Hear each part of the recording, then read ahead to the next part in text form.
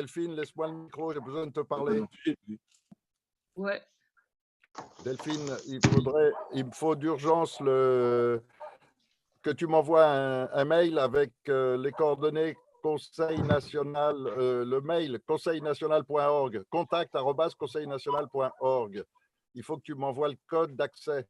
Ah, Envoie un mail avec les coordonnées Conseil national, le mail conseilnational.org, contact oui, national.org. d'accord. Oui, je suis coincé, j'arrive plus à rentrer dessus. D'accord. Envoie un mail avec les coordonnées Conseil national. Autre chose, je vais faire une annonce ce soir en introduction très rapide. D'accord. Ok, on est en direct. On est en direct. Hein. On est en direct, donc ça y est, je commence le partage. Je vous mets le lien dans le chat. Voilà. Je vais ça. Ok. Converser. J'ai pas mis le logo, donc on va faire comme ça. C'est la panique ce soir. Ok, voilà, vous avez de quoi partager dans le chat si vous voulez bien. Après, partager l'écran. Ah, j'ai oublié mon truc là. Perçu. Ouvrir éléments récents.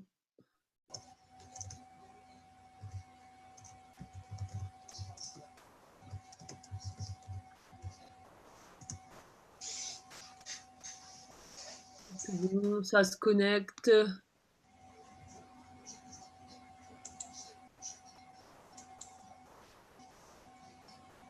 Voilà, on va partager l'écran. Voilà, là. Voilà. Je vais préparer ma vidéo. Je vais lancer la petite vidéo habituelle aussi ou pas?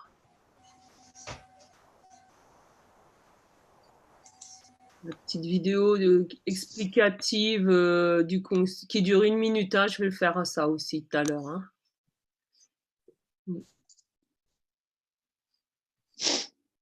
Voilà, voilà. C'est celle-ci. Pardon? Tu voudrais... Ça y est, ça y est. Alors, on en est à...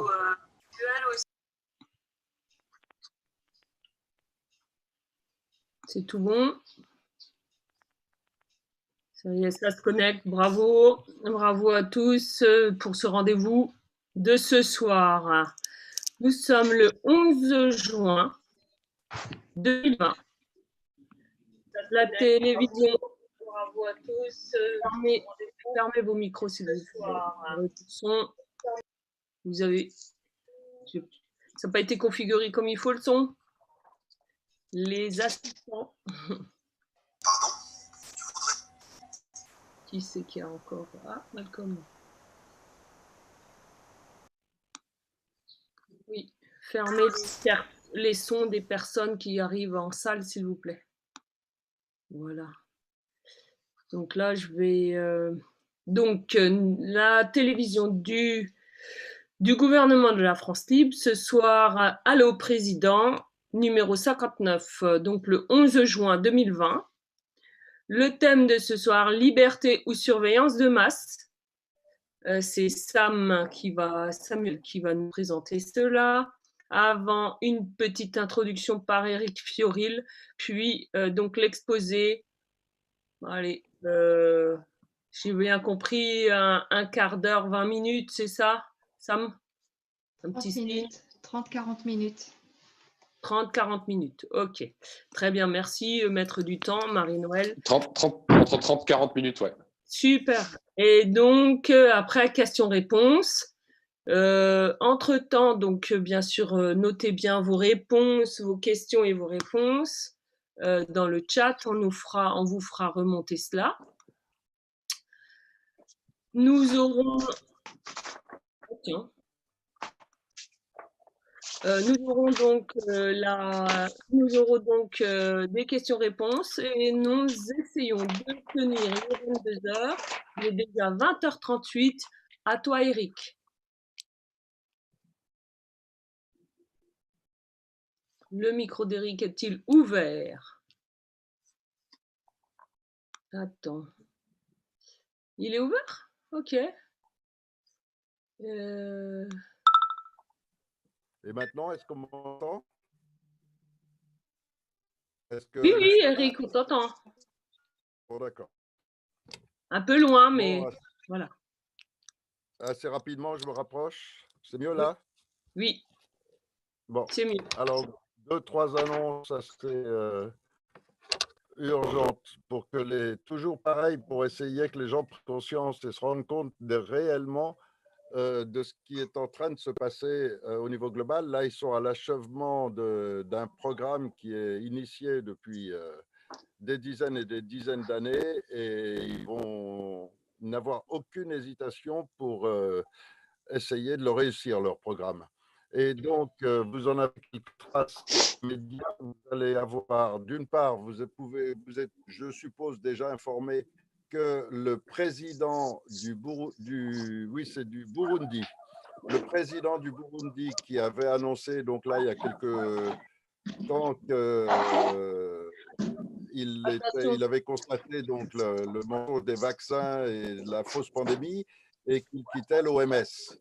Et il a été assassiné donc très peu de temps après. Donc, c'est une information qui est extrêmement importante parce que ça va se rendre compte qu'un président qui ne suit pas exactement les indications et les ordres reçus depuis le haut, il l'exécute tout simplement s'il risque de prendre une décision qui les dérange. Donc ça, c'est une première information. Deuxième information, il faut absolument bien suivre le discours de Macron dimanche parce que Macron va exprimer dimanche ce qui aura été décidé par les patrons du monde lors du club Bilderberg qui vient de se terminer. Et donc, toutes les décisions, etc., qu'ils veulent nous passer comme message, c'est ce que Macron va annoncer donc dimanche. Il a reçu toutes les instructions, il a reçu les instructions sur ce qui doit être fait en France. Et la France est vraiment l'ennemi premier pour eux, qui veulent abattre à tout prix rapidement. Donc, bien suivre son élocution parce que ça va nous indiquer exactement quel genre d'ordre il a reçu et ça nous indiquera aussi de quelle manière donc ils vont procéder. Ça, on le saura par déduction. Et enfin, dernière chose, je crois que symboliquement, il faut qu'on fasse un effort très particulier dans toute la région 16, 17 et toute la zone, tous ceux qui peuvent se déplacer pour être le 19 prochain, donc c'est je crois vendredi prochain, être au procès de Stan Mayo. Parce que symboliquement, Stan Mayo est un gendarme selon les vraies normes d'un gendarme, selon les vraies valeurs morales d'un gendarme et selon ce que doit être un vrai gendarme. Et donc, il est complètement anormal qu'en ce moment, Macron libère des djihadistes des prisons françaises et qu'on enferme dans une prison française des gendarmes qui défendent la loi, qui défendent la morale, qui défendent le juste droit. Et donc, j'invite vraiment tous nos membres, sans aucune exception, tous, si vous êtes dans 16, 17, dans ces départements, le procès se déroule à Saintes. Il faut absolument jeudi être présent à ce procès et soutenir à fond Stade Maillot, parce que c'est complètement anormal de laisser des choses pareilles se faire. Et il faut surtout continuer toute la semaine à aller voir les gendarmeries, les commissariats de police et exprimer ce sujet. Donc, on prépare un tract en ce moment à cet effet qui va être sur le site là sous peu de temps. Et donc, il faut absolument imprimer ce tract et aller le remettre dans les gendarmeries, dans les commissariats, pour qu'ils sachent que quand on est dans le bon droit, on a l'appui du peuple. Quand on est là que pour réprimer le peuple, alors forcément, on s'attire les haines. Mais le monde futur, ce sera avec des gens comme Stan Mayo, avec des gendarmes de cette qualité-là. Et donc, il faut absolument aller le soutenir. Voilà les messages que je voulais passer ce soir et je ne vais pas pouvoir rester longtemps parce qu'il y a d'autres réunions et en ce moment, c'est un petit peu le branle-bas de combat. Donc, je vous dis à très bientôt, une bonne soirée et merci Sam de ce travail que vous avez préparé. À très bientôt. Marie-Noël va faire l'introduction pour bien redéfinir le timing et les règles de cette émission, comme d'habitude. Merci Marie-Noël. Elle est déjà là? Ou elle est repartie déjà? Ah oui, puis t'es pas... Je l'ai pas mis en animation. Voilà, j'y suis. Ouais. C'est bon, j'ai le micro. Merci Delphine. Donc bonsoir, vous m'entendez bien? Très bien. Nickel, ok. Donc bonsoir à tous sur le Zoom et vous qui êtes sur YouTube. Donc le déroulement du Zoom, comme a dit Delphine, il va y avoir une présentation sur le thème la liberté ou la surveillance de masse qui va être faite par Sam, donc encore une fois 30-40 minutes. Et ensuite, on aura des questions-réponses, si vous voulez bien, qu'on se concentre sur des questions en rapport avec le thème de la soirée. Et puis, voilà. Donc, je pense que c'est tout ce que j'ai à dire. Je pense que pour les questions, c'est les gens de la salle qui vont relever les questions des youtubeurs. C'est ça, Delphine? Voilà. Oui, comme d'habitude. D'accord. Eh bien, on est parti. Allez. Ah, Sam. Bravo, Sam. Très bien, merci. Merci Delphine. Merci Eric. Bonsoir tout le monde. Bonsoir à toutes et à tous à YouTube et sur Zoom aussi. Alors ce soir, oui, le titre de l'exposé, Liberté ou surveillance de masse. Alors voilà, je voulais faire passer un message ce soir. C'était un peu, voilà. Il existe une autre réalité possible concernant les choix que nous faisons au quotidien à Internet et les clients mail, les navigateurs d'Internet, les moteurs de recherche et tout ce qu'on utilise au quotidien. Ta liaison, pour elle moi, est c'était très vraiment important de, pourrie. de faire passer ce message, de dire il y a une... Oh. Ouais, ta liaison, elle est pourrie. Oh. Ouais. Je sais pas pourquoi. Soit c'est parce que, soit peut-être nous avons Ok. peut-être arrêté la vidéo pour toi, ou je sais pas. Est-ce qu'on peut faire un essai tous? Est-ce que vous pouvez couper votre vidéo pour ceux qui savent faire? On va couper la vidéo de façon à ce que Sam ait le maximum de flux pour lui. Merci. À toi, Sam. Est-ce que vous m'entendez là bien? Est-ce que le son est meilleur? Ça a l'air, le débit a l'air plus stable. D'accord. Je continue. Donc, je reprends. C'était pour moi faire passer un message ce soir qu'il existe des choix et des possibilités d'une autre réalité, du choix de vos applications, de vos clients mail, des navigateurs d'Internet ou moteurs de recherche que vous pouvez utiliser, et des systèmes opératifs aussi notamment. Il existe une multitude de choix. Donc, je voulais partager avec vous différentes options et en fonction de si vous êtes professionnel, c'est sûr que peut-être vous êtes lié à un certain logiciel. Si vous êtes un utilisateur qui utilise Internet pour voir son mail, pour faire des PowerPoint ou des documents Word et voir des vidéos sur YouTube, il existe aussi des options en système opératif et en navigateur qui sont bien spécifiques et même très puissants pour ce faire. Donc, je vais commencer mon exposé.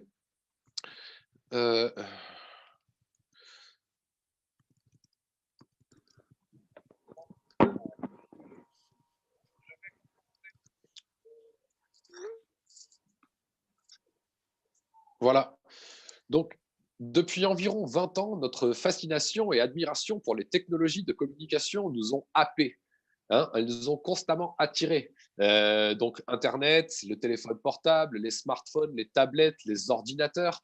Il faut savoir qu'il y a environ 3,5 milliards de smartphones dans le monde, comme disait Élise Girardi lors de son exposition sur les ondes, qui parlait des téléphones portables. Il y a 4,8 milliards de portables sans application ni de système opératif très complexe. Donc, ça représente quand même 61,48% de la population mondiale. Donc, il y a énormément de technologies qui arrivent au quotidien et qui nous ont happés, comme je disais dans l'introduction, hein, qui sont là et on est tous émerveillés et on s'est un peu laissé entraîner par cette chose merveilleuse aussi qui nous a permis à nous connecter à l'information, à des enseignements, à des formations et qui sont des outils très puissants. Alors, je vais vous donner quelques chiffres pour introduire un petit peu le sujet de ce soir, pour mettre un peu le contexte. Donc, il y a une estimation dans la période comprise entre 2010 et 2023 sur la quantité d'ordinateurs, de portables, de tablettes qui se sont vendus dans le monde. Et je vais donner ces chiffres. Donc, c'est environ 122 millions de tablettes vendues en 2019. Il y a 166 millions de PC portables vendus. Et en tout, aujourd'hui, on compte plus de 2 milliards d'ordinateurs vendus en 2019. Donc, j'ai mis une photo un peu pour illustrer que voilà, l'ordinateur, ça a été quelque chose qui est un outil extrêmement obsolète, qui a été fabriqué avec des fins obsolètes. Donc, vous voyez une décharge pleine d'écrans, avec plein de tours et de composants électroniques, qui reflète un petit peu cette mode, cette nouvelle technologie qui est arrivée et qui a évolué très vite. Et je pense qu'aujourd'hui, il est temps qu'on se pose certaines questions par rapport à cette utilisation et de savoir si on est simplement dans une mode ou qu'on a vraiment choisi consciemment nos éléments. Alors, je vais parler un peu des systèmes opératifs. Donc, on parlait d'ordinateurs, on parlait de téléphones portables, et là, je vais parler un peu des systèmes opératifs. Donc, dans le monde, en termes de système d'exploitation ou système opératif, le monopole de Windows est là avec 77% de systèmes opératifs Windows installés dans les ordinateurs, que ce soit portable ou ordinateur sur la table, hein, un poste fixe. Après, c'est suivi du système OS X, donc de Apple, avec 18,42%.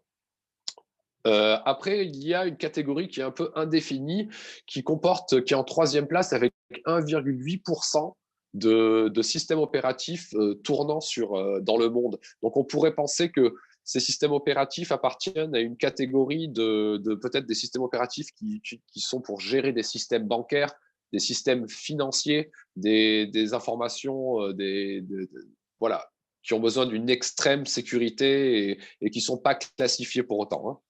Donc après, dans le monde, on a quatrième position, on a Linux. Donc je pense que vous avez déjà entendu parler de Linux et ses nombreuses distributions qui occupent le quatrième poste avec 1,68% de systèmes opératifs installés et utilisés dans le monde. Après, il y a Chrome.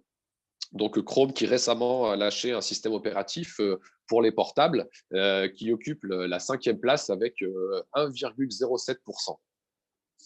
Et pour ce qui fait de la France, donc en France, on est avec des chiffres un peu différents, mais néanmoins, on voit les mêmes algorithmes un petit peu, donc avec 71%, presque 72% avec Windows. On voit avec les systèmes OS, donc OS X de Apple, 24,5%, Linux avec 1,80%, presque 2%. Et bon, comme je disais tout à l'heure, de systèmes qu'on ne connaît pas trop, hein, de systèmes opératifs qui occupent la quatrième place avec 1,4% et Chrome avec 0,37%. Donc, on voit tout un schéma de différents systèmes opératifs, mais on voit clairement qu'en fait, il y a un schéma, on voit un système opératif, donc celui de Microsoft, qui est au premier lieu. On pourrait se demander aussi pourquoi est-ce qu'il est en premier lieu. C'est vrai qu'il y a un grand monopole avec Windows. Chaque fois qu'on achète un ordinateur, chaque fois qu'on prend un ordinateur, que ce soit qu'on l'achète online ou qu'on l'achète dans un magasin spécialisé, il y a la plupart du temps installé dans cet ordinateur le système opératif Windows. On voit l'étiquette dessus et c'est un système opératif qui n'est pas du tout gratuit parce qu'on le paye quand on achète l'ordinateur. Ça peut être entre 50 et 120 € de différence si on souhaitait acheter un ordinateur sans Windows. Et ça, il faut le savoir. Donc, Windows, le Mac OS X ce sont des systèmes opératifs qu'on va dire propriétaires. Et il y a une alternative à ces systèmes propriétaires que l'on paye, qui sont absolument, que les entreprises, on va dire, contrôlent tout le système de développement de ces systèmes opératifs. Il y a une alternative qu'on appelle open source. Alors, qu'est-ce que l'open source? On va parler un petit peu voilà. Il y a la différence entre l'open source et on va dire le système, le logiciel propriétaire. Donc, l'open source, c'est un contenu de manager de système, on pourrait dire. Donc, en anglais, ils appellent ça Content Management System. Et c'est vrai pour n'importe quel logiciel. Le code source, quand c'est open source, il est disponible d'accès, sans frais supplémentaires, à tout le monde, sans restriction. Tout le monde peut le modifier et le redistribuer librement. Et il ne limite pas le contenu qui peut être présenté.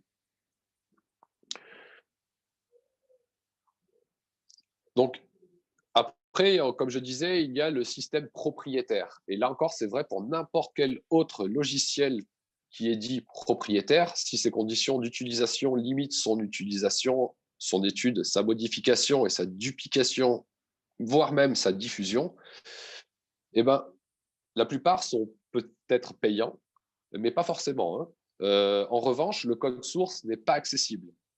Et ils sont produits par une entreprise, une société qui maîtrise tous les aspects du développement, de la distribution. Alors, je voudrais me pencher plus spécifiquement sur le open source ce soir, parce que je pense que l'open source, il est très intéressant et il a une philosophie qui, je trouve, qui correspond énormément avec la philosophie de beaucoup d'entre d'autres, notamment aussi, on pourrait parler du CNT, le pouvoir par le peuple, du peuple, pour le peuple. Donc, je vais donner une petite désignation du open source selon Wikipédia. Donc, la désignation open source ou code source ouvert s'applique aux logiciels dont la licence respecte des critères précisément établis par l'Open Source Initiative, c'est-à-dire les possibilités de libre redistribution, d'accès au code source et de création de travaux dérivés. Mis à la disposition du grand public, ce code source est généralement le résultat d'une collaboration entre programmeurs. Après, il y a un mouvement du open source qui s'est développé en parallèle du mouvement du logiciel libre qui prône des valeurs philosophiques et politiques de justice. L'open source se focalisant sur des considérations techniques de développement logiciel et ne s'opposant pas à l'utilisation de systèmes intégrés combinant logiciel propriétaire et logiciel open source. Dans la pratique, toutefois, la très grande majorité des logiciels open source sont également libres. L'exception la plus notable étant les logiciels pratiquant la tivoisation. L'open source a déjà investi tous les grands domaines du système d'information des administrations françaises. Environnement serveur, les domaines applicatifs, même le rang que les solutions propriétaires dans le paysage des logiciels du secteur public. Les décideurs effectuent d'ailleurs de plus en plus le choix à partir d'un jugement éclairé en comparant systématiquement solutions propriétaires et solutions libres. Donc, après, on pourrait se poser des questions. Oui, mais pourquoi le monopole, du coup, appartient à Windows s'il y a des systèmes open source qui sont liés à une communauté, qui ne sont pas liés seulement à une entreprise? Et c'est vrai que peut-être que c'est parce qu'on n'a pas les informations concernant l'open source et qu'on paye un système opératif sur un ordinateur parce que c'est ce qui se fait, tout simplement. On achète un ordinateur, on n'a pas forcément les informations. Et puis, ça nous convient parce qu'aussi, on a nos amis, on a une communauté autour de nous qui ont l'habitude d'utiliser certains programmes. Donc, voilà, on a toujours vu tout le monde sur Windows ou sur Mac. Et du coup, peut-être que voilà, on ne se pose pas plus de questions parce que c'est vrai que c'est pour avoir un coup de main, tout le monde dispose d'un Mac ou d'un Windows. Donc, je vous propose donc de jeter un œil sur d'autres systèmes opératifs plus performants. Alors là, c'est mon point de vue. Après avoir testé, j'ai travaillé sur Windows, j'ai travaillé sur Mac, j'ai travaillé sur Linux. Et après une expérience, je me suis quand même fait une petite conclusion et j'ai sélectionné quelques systèmes opératifs à vous présenter ce soir. Donc, en plus, l'avantage, c'est que, par exemple, certains systèmes opératifs, vous savez, peut-être sur Mac, on n'a pas besoin d'antivirus.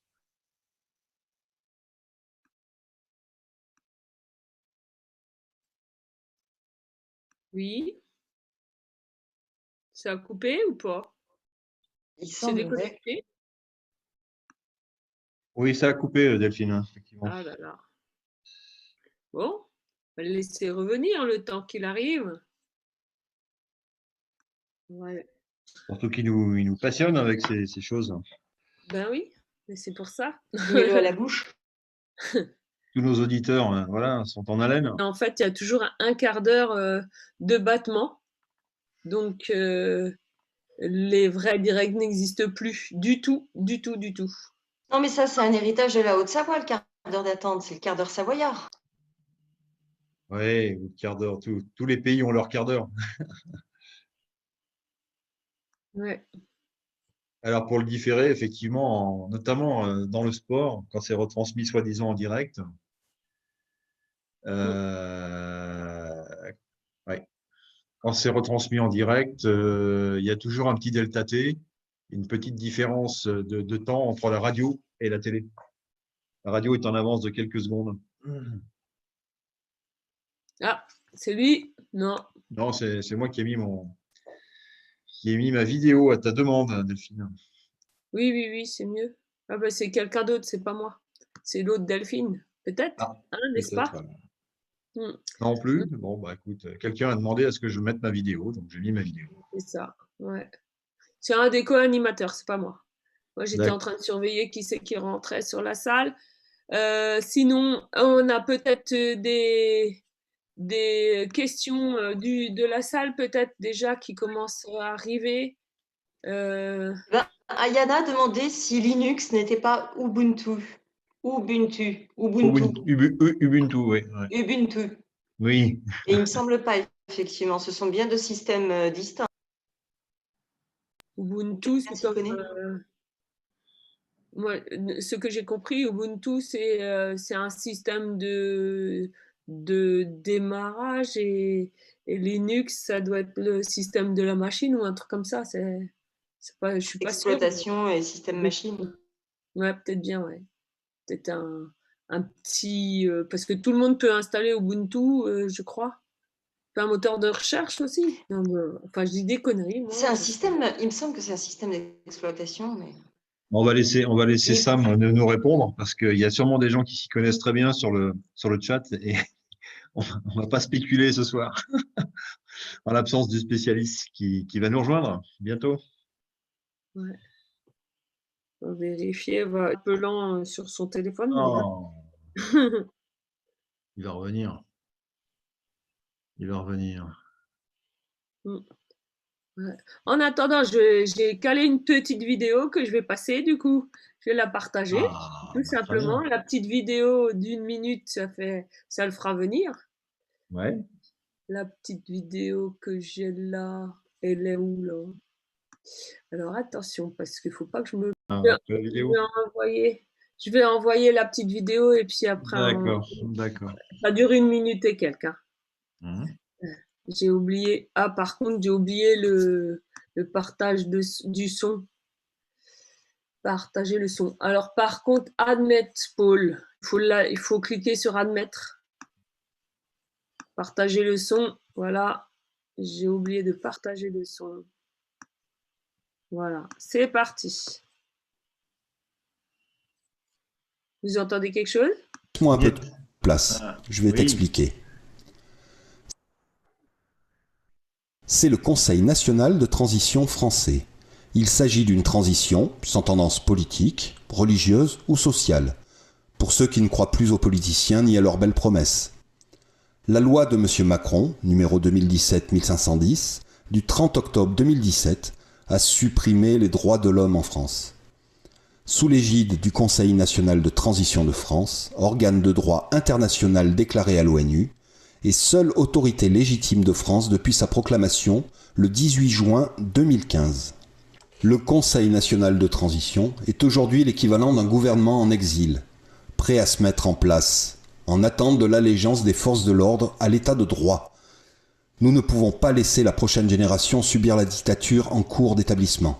Nos enfants aussi ont le droit de vivre, protégés par des droits de l'homme et du citoyen. Rétablissons la démocratie et restaurons les droits individuels et collectifs. Tous ensemble, reprenons le pouvoir auquel nous avons tous droit. Voilà. On a un clémentage. Je vais tout de suite arrêter. Sam est de retour. Super.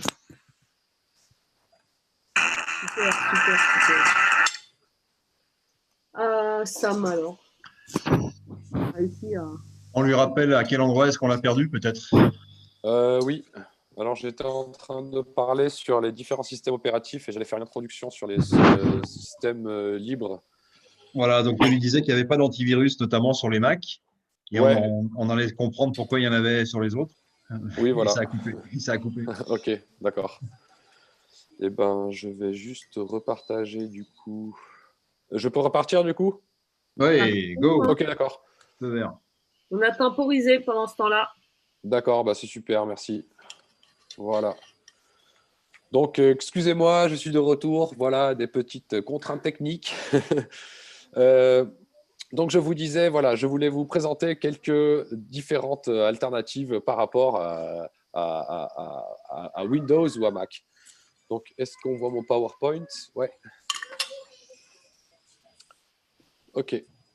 Donc,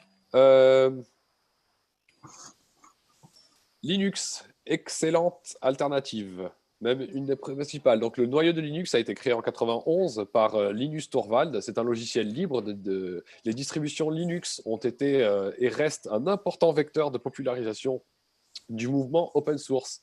À l'origine, le noyau Linux a été développé pour les ordinateurs personnels compatibles PC et devait être accompagné des logiciels GNU pour constituer un système d'exploitation. Les partisans du projet GNU promeuvent depuis le nom combiné de GNU Linux. Donc la plupart du temps, vous allez voir des distributions GNU Linux depuis les années 2000.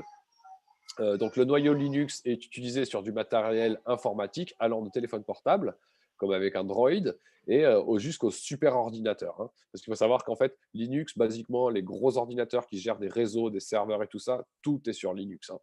Et c'est notamment, par exemple, avec Android, comme je vous parlais, qui équipe plus de 80% des smartphones. Alors, j'ai fait un petit tri de quelques distributions parce qu'il faut savoir qu'il y a énormément de distributions Linux. Il y a beaucoup de différentes distributions Linux. Il y en a tellement d'ailleurs que toutes les présenter n'auraient aucun intérêt. Par contre, j'en ai sélectionné quelques-unes qui va de l'utilisateur d'ordinateur qui simplement se connecte à Internet pour regarder ses mails, pour regarder des vidéos sur YouTube et pour faire quelques travaux ofimatique, donc un peu de Excel, un peu de PowerPoint, un peu de Word. Et il existe toute une gamme, donc jusqu'aux aussi aux utilisateurs les plus avancés, les professionnels, vraiment les gens qui vont basiquement qui connaissent la programmation, qui connaissent voilà, les développeurs et puis ceux qui ont des concepts, qui créent des concepts. Donc voilà, donc le premier, c'est l'Ubuntu Linux. Je pense que c'est pas, il y en a beaucoup d'entre vous sûrement qui le connaissent, Ubuntu Linux. Donc c'est une distribution qui a été développée, qui est originaire d'Afrique du Sud. Et son nom, en fait, pourrait être traduite par « Je suis ce que je suis grâce à ce que nous sommes tous ». Et Ubuntu, c'est une des distributions les plus populaires de Linux. Et ce qui est pratique avec Ubuntu, c'est que quand on a l'habitude, ceux qui sont un peu connaisseurs d'entre vous, qui ont galéré sur Windows, parce que quand on a une nouvelle imprimante, il faut chercher les drivers, ou on a fait un récent formatage du disque dur, on a installé Windows et on se passe 3 quarts d'heure ou 1 heure ou une demi-journée à retrouver tous les drivers pour faire marcher l'imprimante, le micro, les cartes son et tout ça. Linux, on branche et ça fonctionne. D'accord? Donc, Ubuntu, c'est une des distributions. Après, je voulais vous présenter aussi Linux Mint. Linux Mint est une excellente petite distribution. C'est un système d'exploitation GNU Linux gratuit, créé en 2006 à partir d'Ubuntu, lui-même basé sur Debian. Donc, ce système, il est conçu pour des ordinateurs individuels au même titre que Windows ou Mac et s'affirme comme un système moderne, élégant et confortable, à la fois puissant et facile d'utilisation. Et c'est vrai que il y a beaucoup de préjugés des fois. On se dit oui, mais moi j'ai été toute ma vie sur Mac ou sur Windows. Et en fait, changer de système opératif pourrait être compliqué. Et en fait, c'est sûr qu'il y a un temps d'adaptation, retrouver un petit peu où se cachent tous on va dire les applications, les préférences on va dire personnaliser son entourage, hein. Mais c'est comme un peu tout, hein, quand on change d'application, quand on change de système opératif, il y a toujours un temps d'adaptation. Linus Mint a été créé par Clément Lefebvre. Le projet est actuellement maintenu par l'équipe Linux Mint et la devise et la distribution, et c'est From Freedom Came Elegance. Et du coup, on peut traduire en français de la liberté vint ou naquit l'élégance. Donc, voici pour Linus Mint. Maintenant, je vais vous présenter le Debian. Donc, le Debian, bon, c'est un peu, on va dire, c'est l'architecture mère sur laquelle beaucoup de distributions de Linux se sont basées, même la plupart. Donc, Debian, c'est un peu, on va dire, comme la roche mère, la base, la fondation en quelque sorte. Pour le dire d'une manière vulgaire, hein, parce que je sais que sûrement d'entre vous, il y a des grands professionnels et je ne voudrais pas dire de bêtises ce soir. Donc, Debian, c'est une organisation communautaire et démocratique dont le but est le développement des systèmes d'exploitation basés exclusivement sur les logiciels libres. Debian est utilisé comme base à de nombreuses autres distributions telles que Linux Mint, Ubuntu, qui rencontrent actuellement un très grand succès. Après, bon, on a Fedora. Fedora, c'est une autre distribution, hein.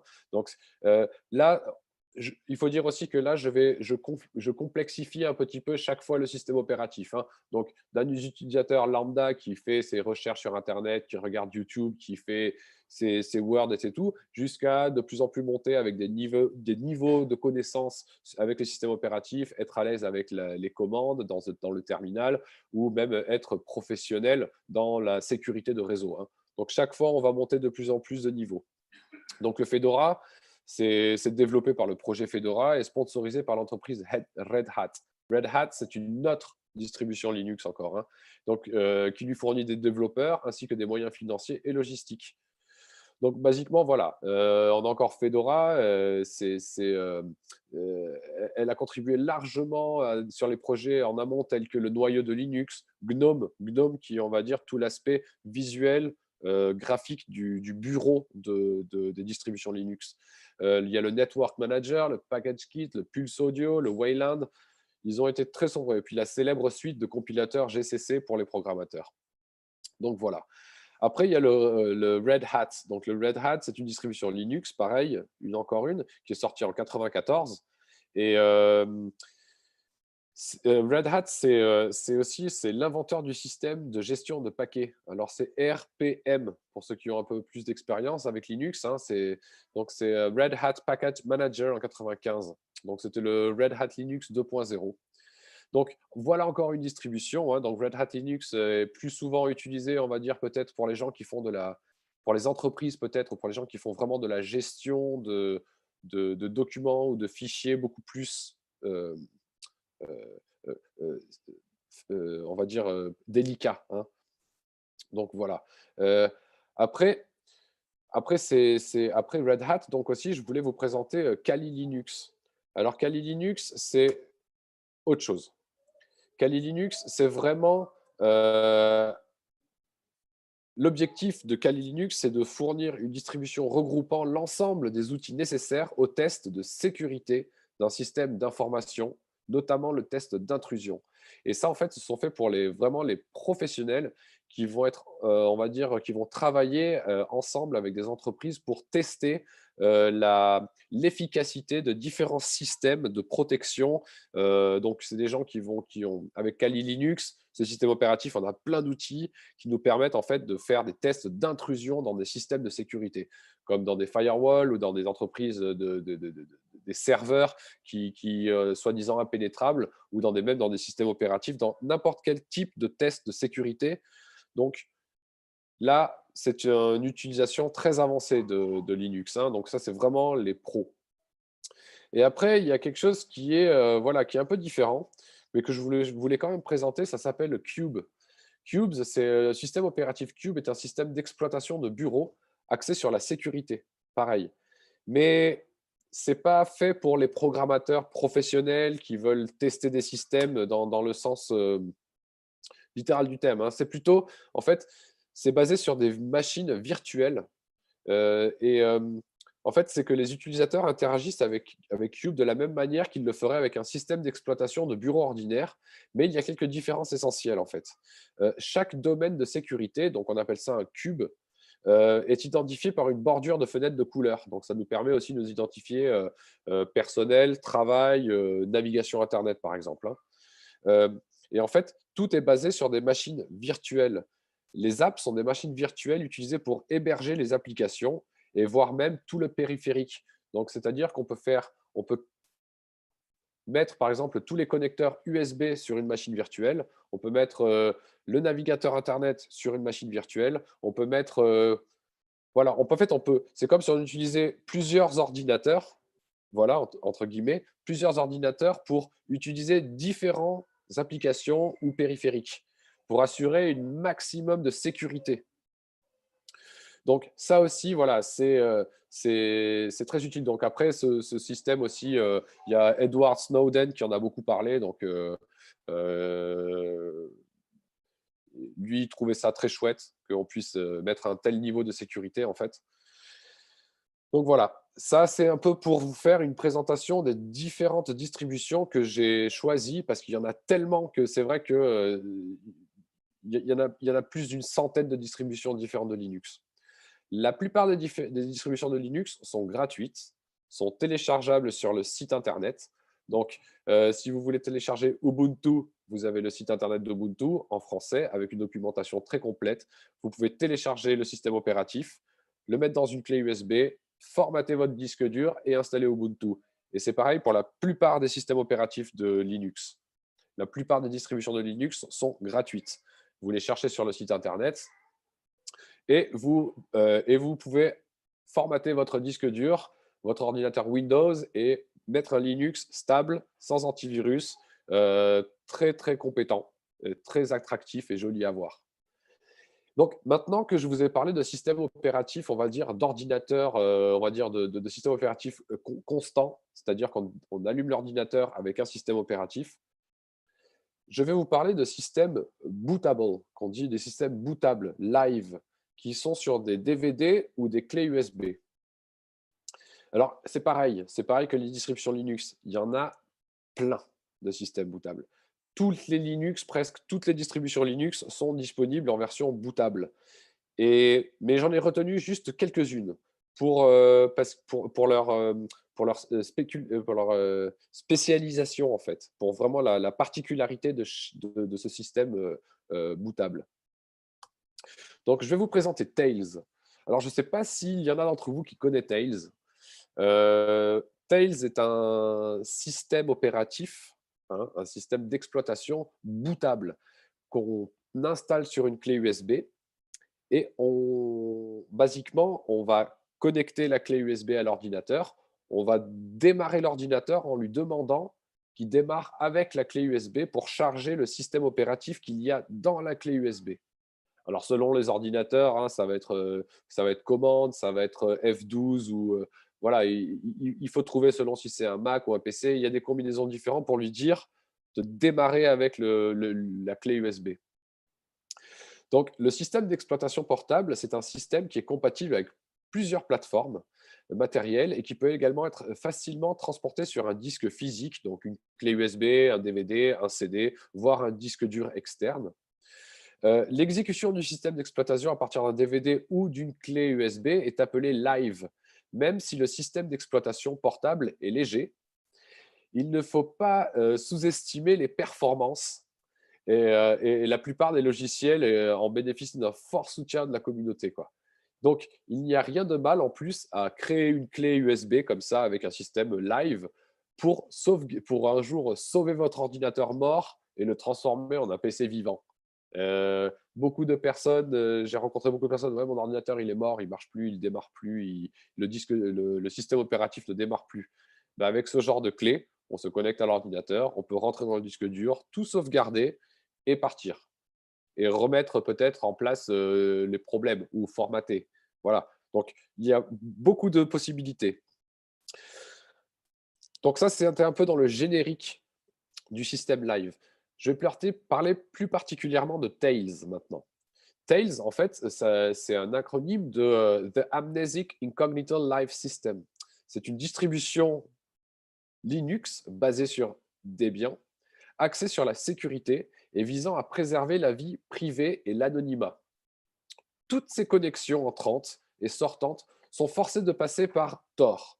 Alors, je reviendrai plus tard sur Tor, parce que je suis sûr qu'il y en a d'entre vous aussi qui ont entendu parler du navigateur et du moteur Tor. Donc, toutes les connexions non anonymes sont bloquées. Le système est conçu pour être démarré comme un DVD ou une clé USB en direct et ne laissera aucune trace numérique sur la machine, donc sur le host, sauf si on lui demande explicitement de le faire. Le projet Tor a apporté un soutien financier à son développement, donc au développement de Tails, et selon le projet Wonix, en comparaison avec d'autres logiciels ou plateformes centrées sur l'anonymat, Tails est mieux adapté pour les utilisateurs à haut risque qui font face à une surveillance agressive et ciblée. Et la dernière version de Tails aussi, elle est livrée avec Secure Boots. Donc, Tails est un système d'exploitation portable qui protège votre vie privée et vous aide à contourner la censure. Alors après, il faut savoir utiliser Tails parce que c'est comme ça. Donc, en plus, c'est très pratique parce que c'est vrai que plutôt que des fois d'emporter un ordinateur portable avec soi parce qu'on part en voyage et on a besoin je sais pas, de partager des documents, d'envoyer des mails, d'être en contact avec son réseau, plutôt que de prendre un ordinateur avec nous, on peut prendre une clé USB qu'on va brancher sur n'importe quel ordinateur, que ce soit Mac, que ce soit Windows, que ce soit un ancien ou un vieux PC. On pourra connecter la clé dessus et le faire tourner et démarrer notre système opératif et envoyer les mails qu'on a besoin de faire et tout ça. Alors, après, il y a des utilisateurs, on va dire, un peu plus clés pour Tails, parce que c'est peut-être pas tout le monde qui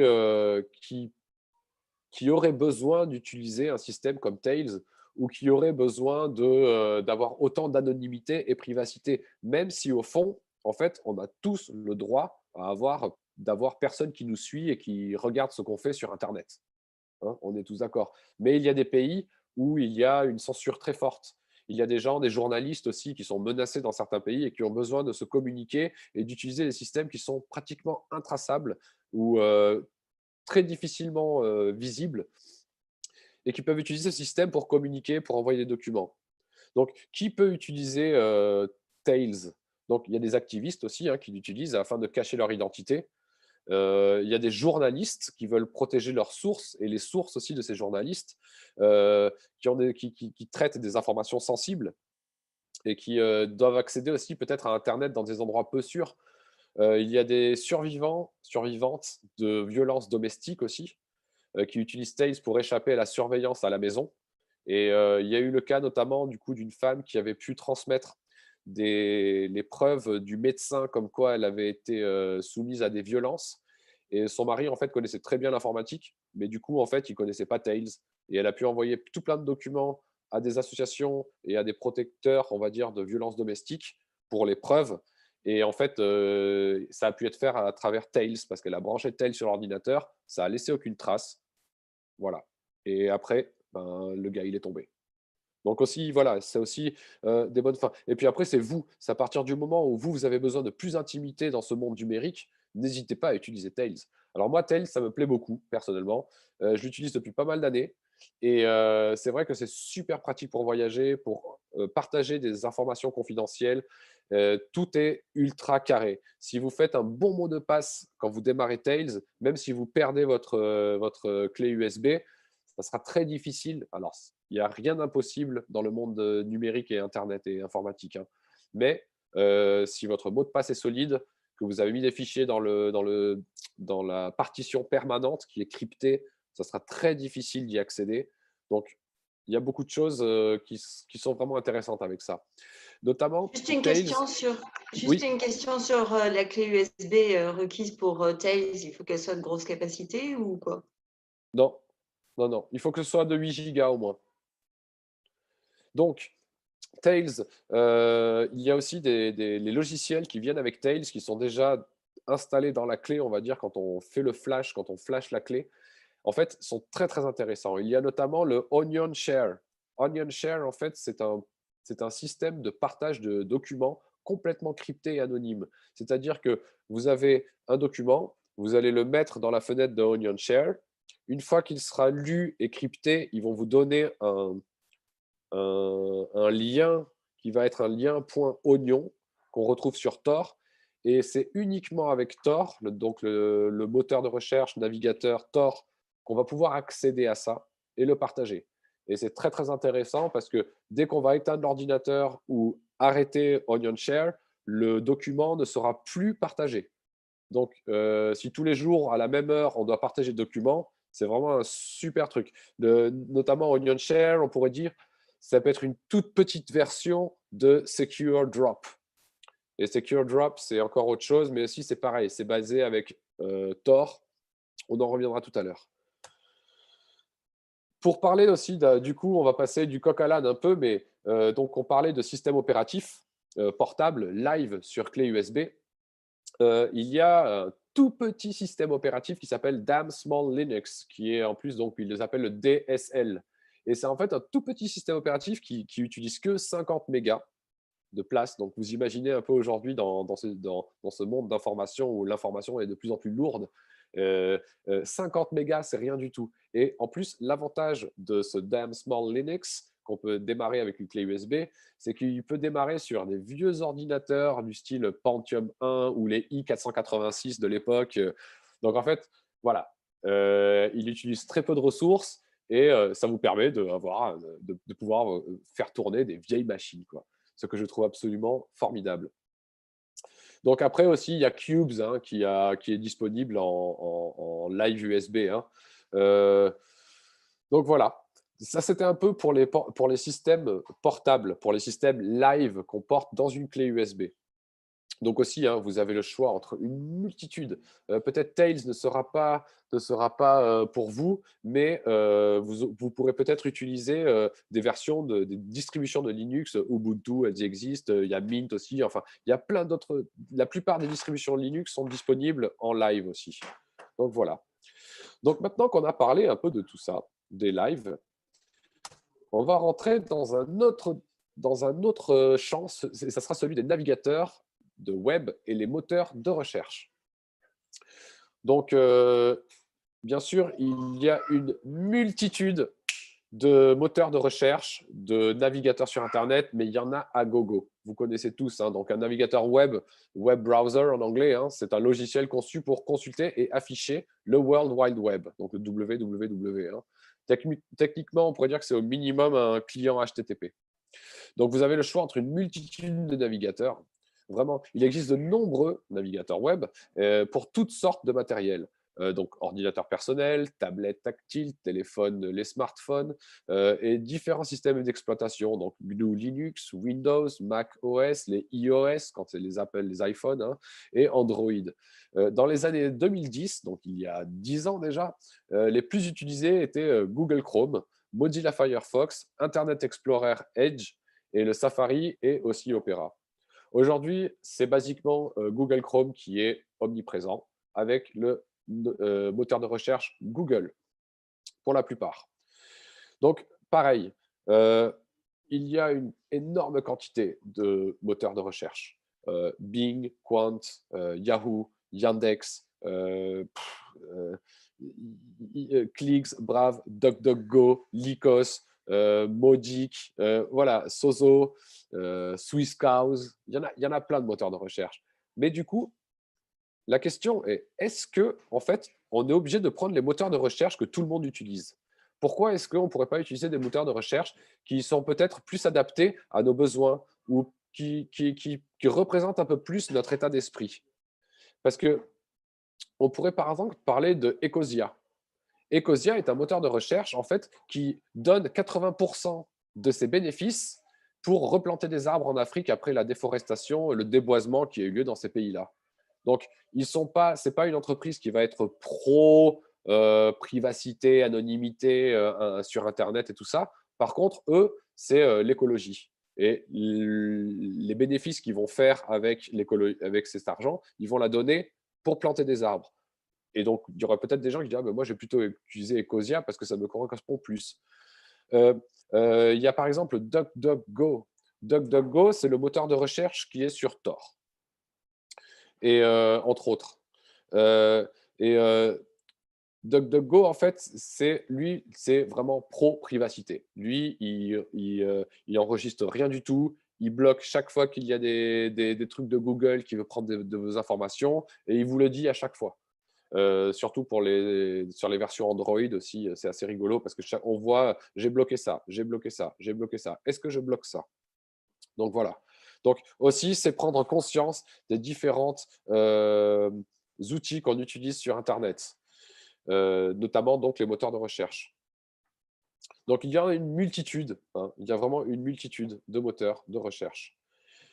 Sam, juste une question, excuse-moi, ces moteurs de recherche, ils sont compatibles avec n'importe quel système d'exploitation, y compris Oui. si on prend Ubuntu ou autre? Ouais. Les moteurs de recherche sont compatibles avec n'importe quel système d'exploitation parce qu'en fait, c'est que vous choisissez un navigateur web. Donc, ça peut être Mozilla Firefox, ça peut être Safari, ça peut être Tor, ça peut être Mozilla Firefox, je l'ai déjà dit, ça peut être Google Chrome, par exemple.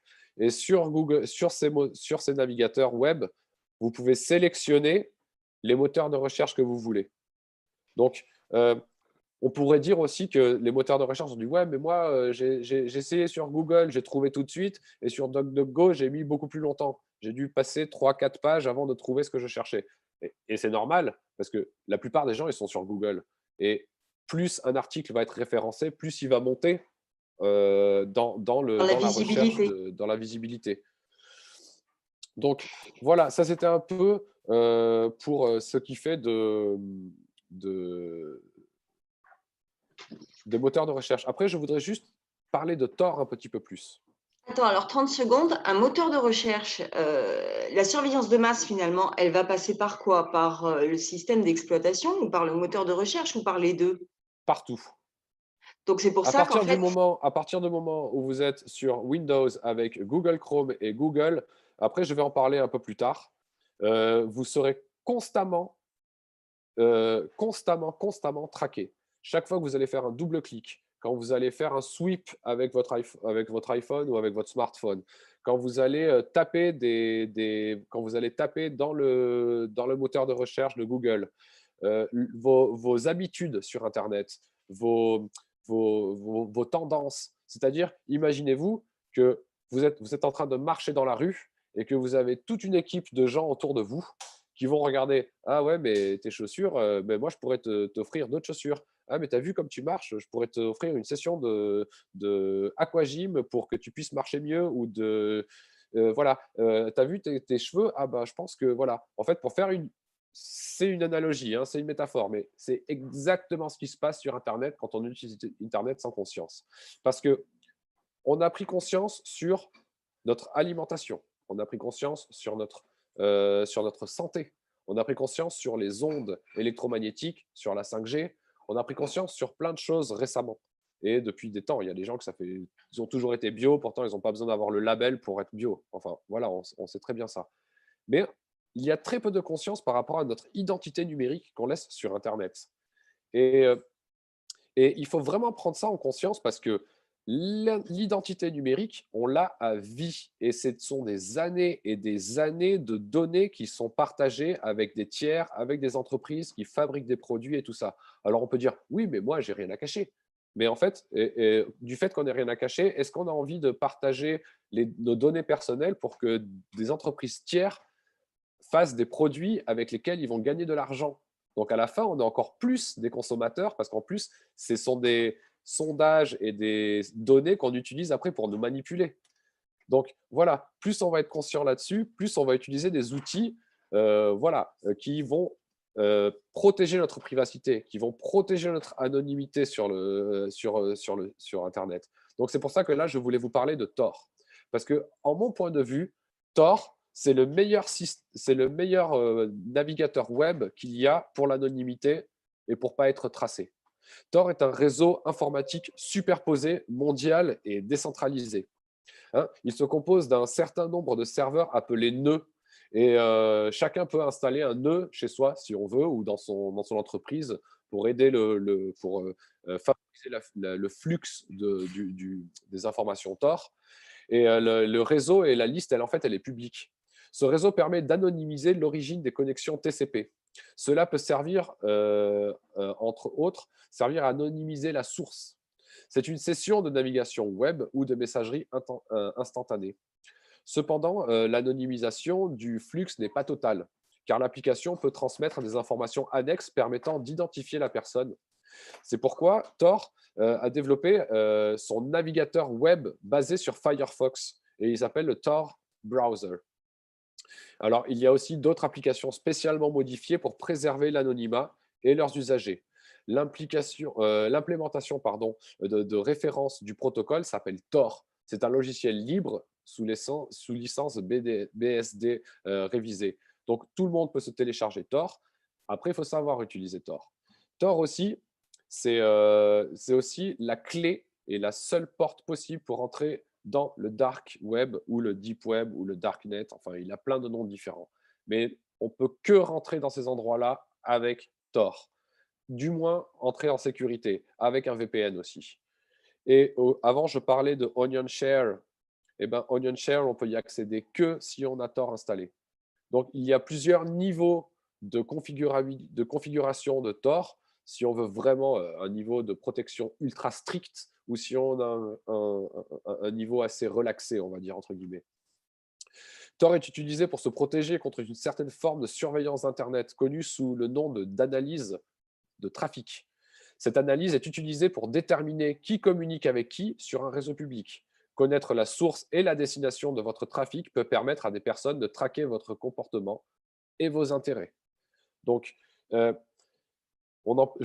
le commentais juste il y a une seconde, que voilà, on va analyser vos données, on va analyser comment vous bougez sur Internet, qui sont vos amis, comment vous communiquez, et après, on va vous vendre des produits ou on va vous manipuler avec ça.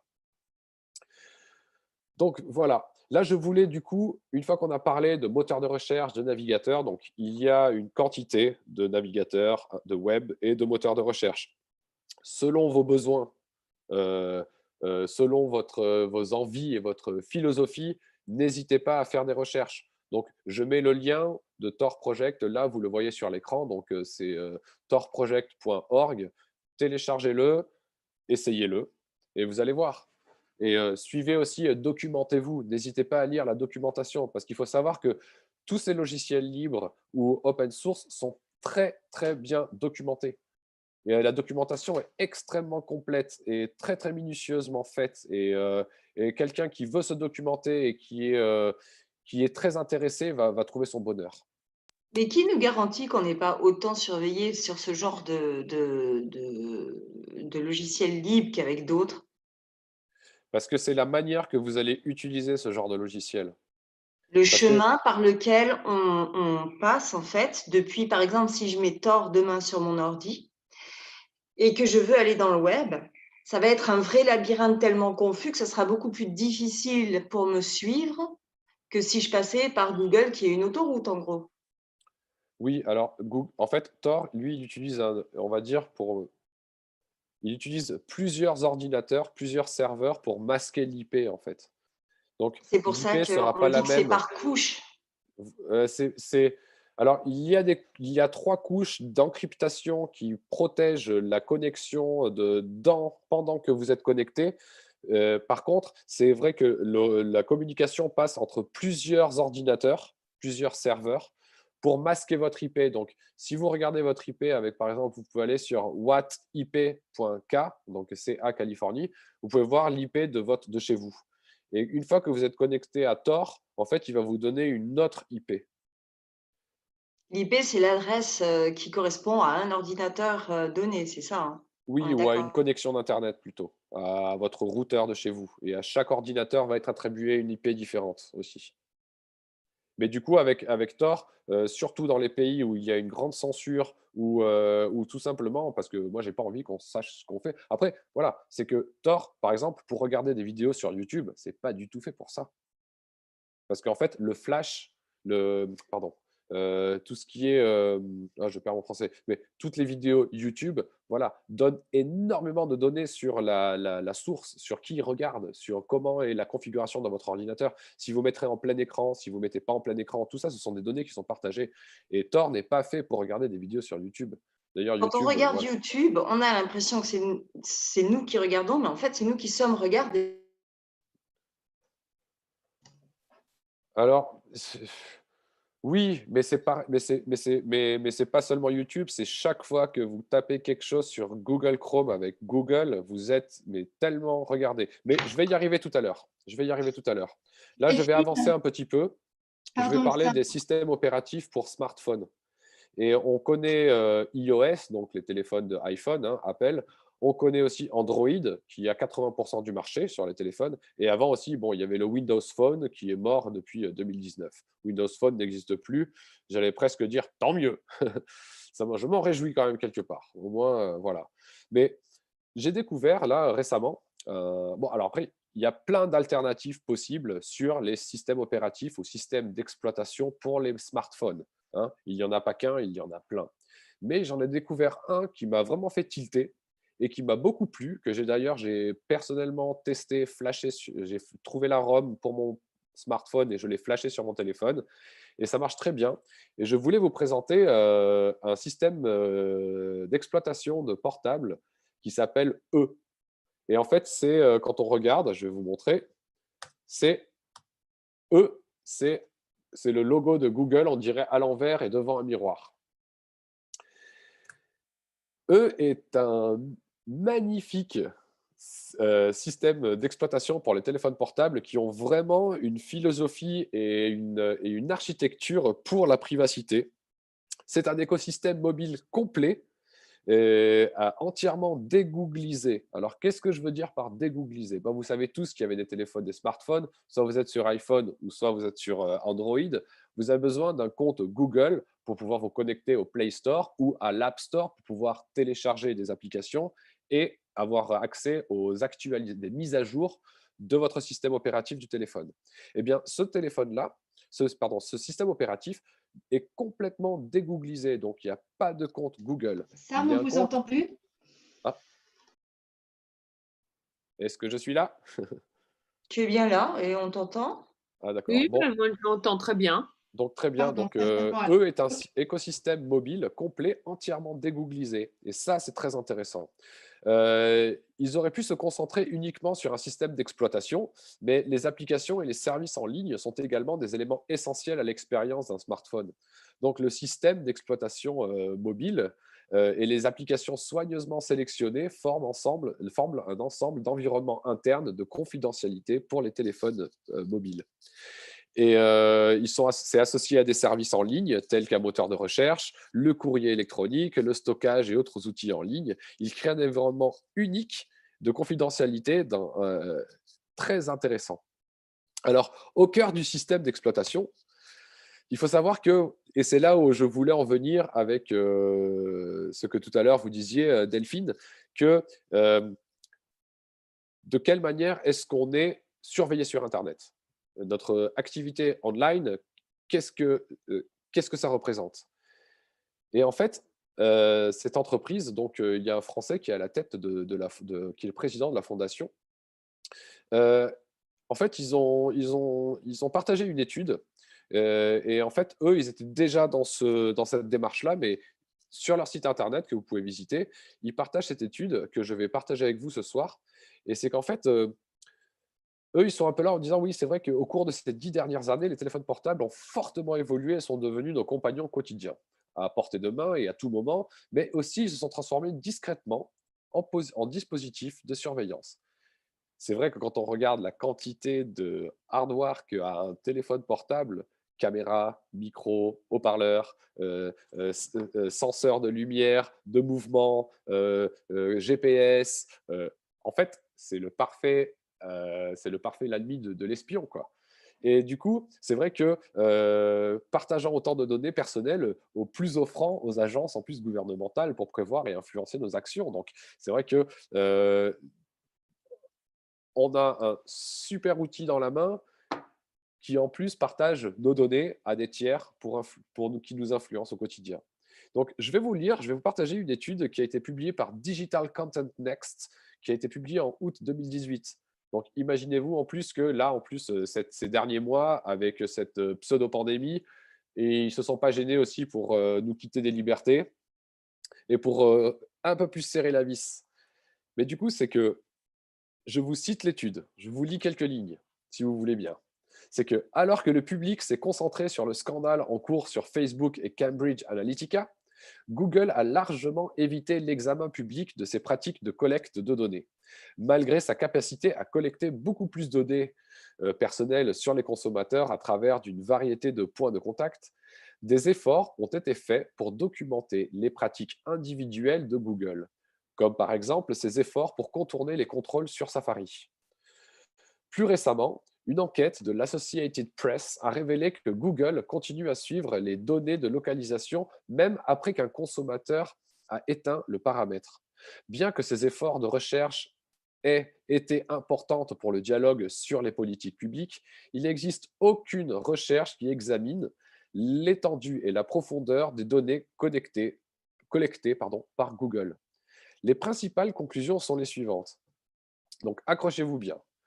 Un téléphone Android dormant et stationnaire, donc en mode, voilà, vous avez éteint l'écran, mais avec le navigateur Chrome actif en arrière-plan, a communiqué des informations de localisation à Google 340 fois au cours d'une période de 24 heures, soit une moyenne de 14 communications de données par heure.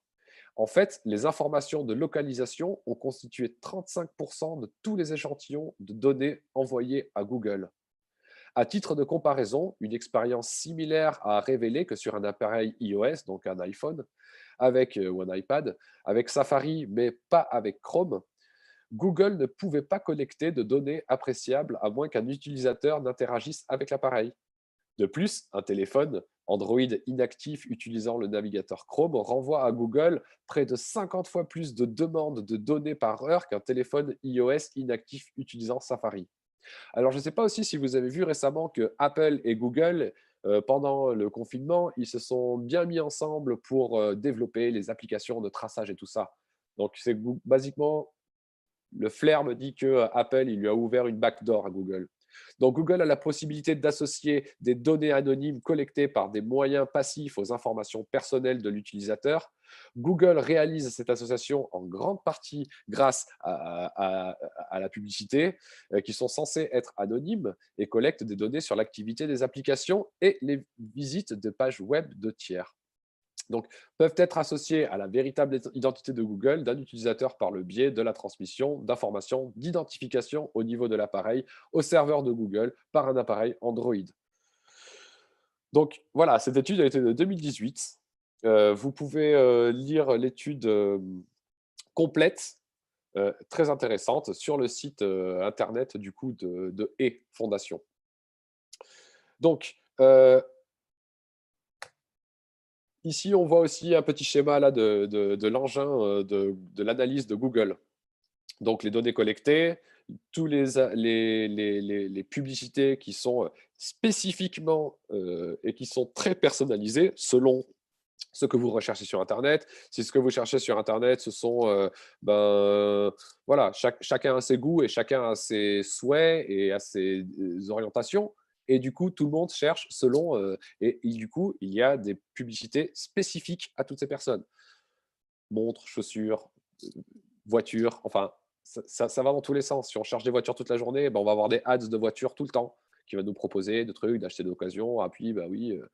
Et on est constamment traqué. Donc, on a la possibilité d'arrêter d'être traqué avec ce système opératif que proposent eux.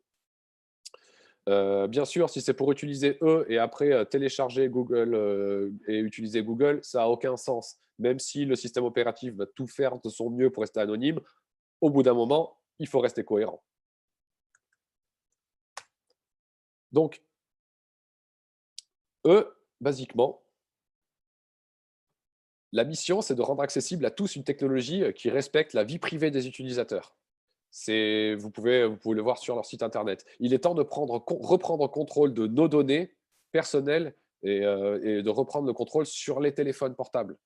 Parce que c'est vrai qu'on s'est laissé, ouais, tout le monde a un portable, c'est chouette, on se communique, on a un ordinateur, on a accès à de l'information, mais il est temps vraiment qu'on se remette en cause et qu'on se demande, est-ce que j'utilise ça vraiment à conscience? Est-ce que je choisis vraiment les outils que j'ai besoin ou est-ce que je suis juste en train de suivre une dynamique généralisée? Donc, tout le monde mérite le respect de la vie privée, surtout sur son smartphone ou sur son ordinateur, je rajouterais même. Le Foundation, c'est un projet à but non lucratif porté par une équipe internationale d'entrepreneurs, de développeurs et de concepteurs expérimentés et par une communauté de collaborateurs en pleine croissance. Donc, c'est vrai que le noyau de eux, ce sont vraiment des gens super. Hein. J'ai perdu le nom du gars qui est le président de cette fondation. C'est un gourou de Linux depuis longtemps en France.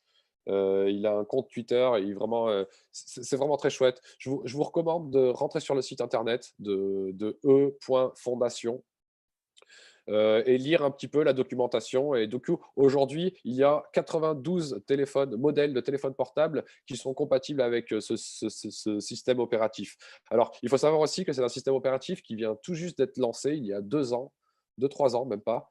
Et la version actuelle est encore une version bêta. Donc, quand on dit une version bêta, ce sont des versions qui sont en test, que les gens testent. Donc, moi, je l'ai téléchargé, je l'ai flashé j'ai trouvé la ROM pour mon smartphone.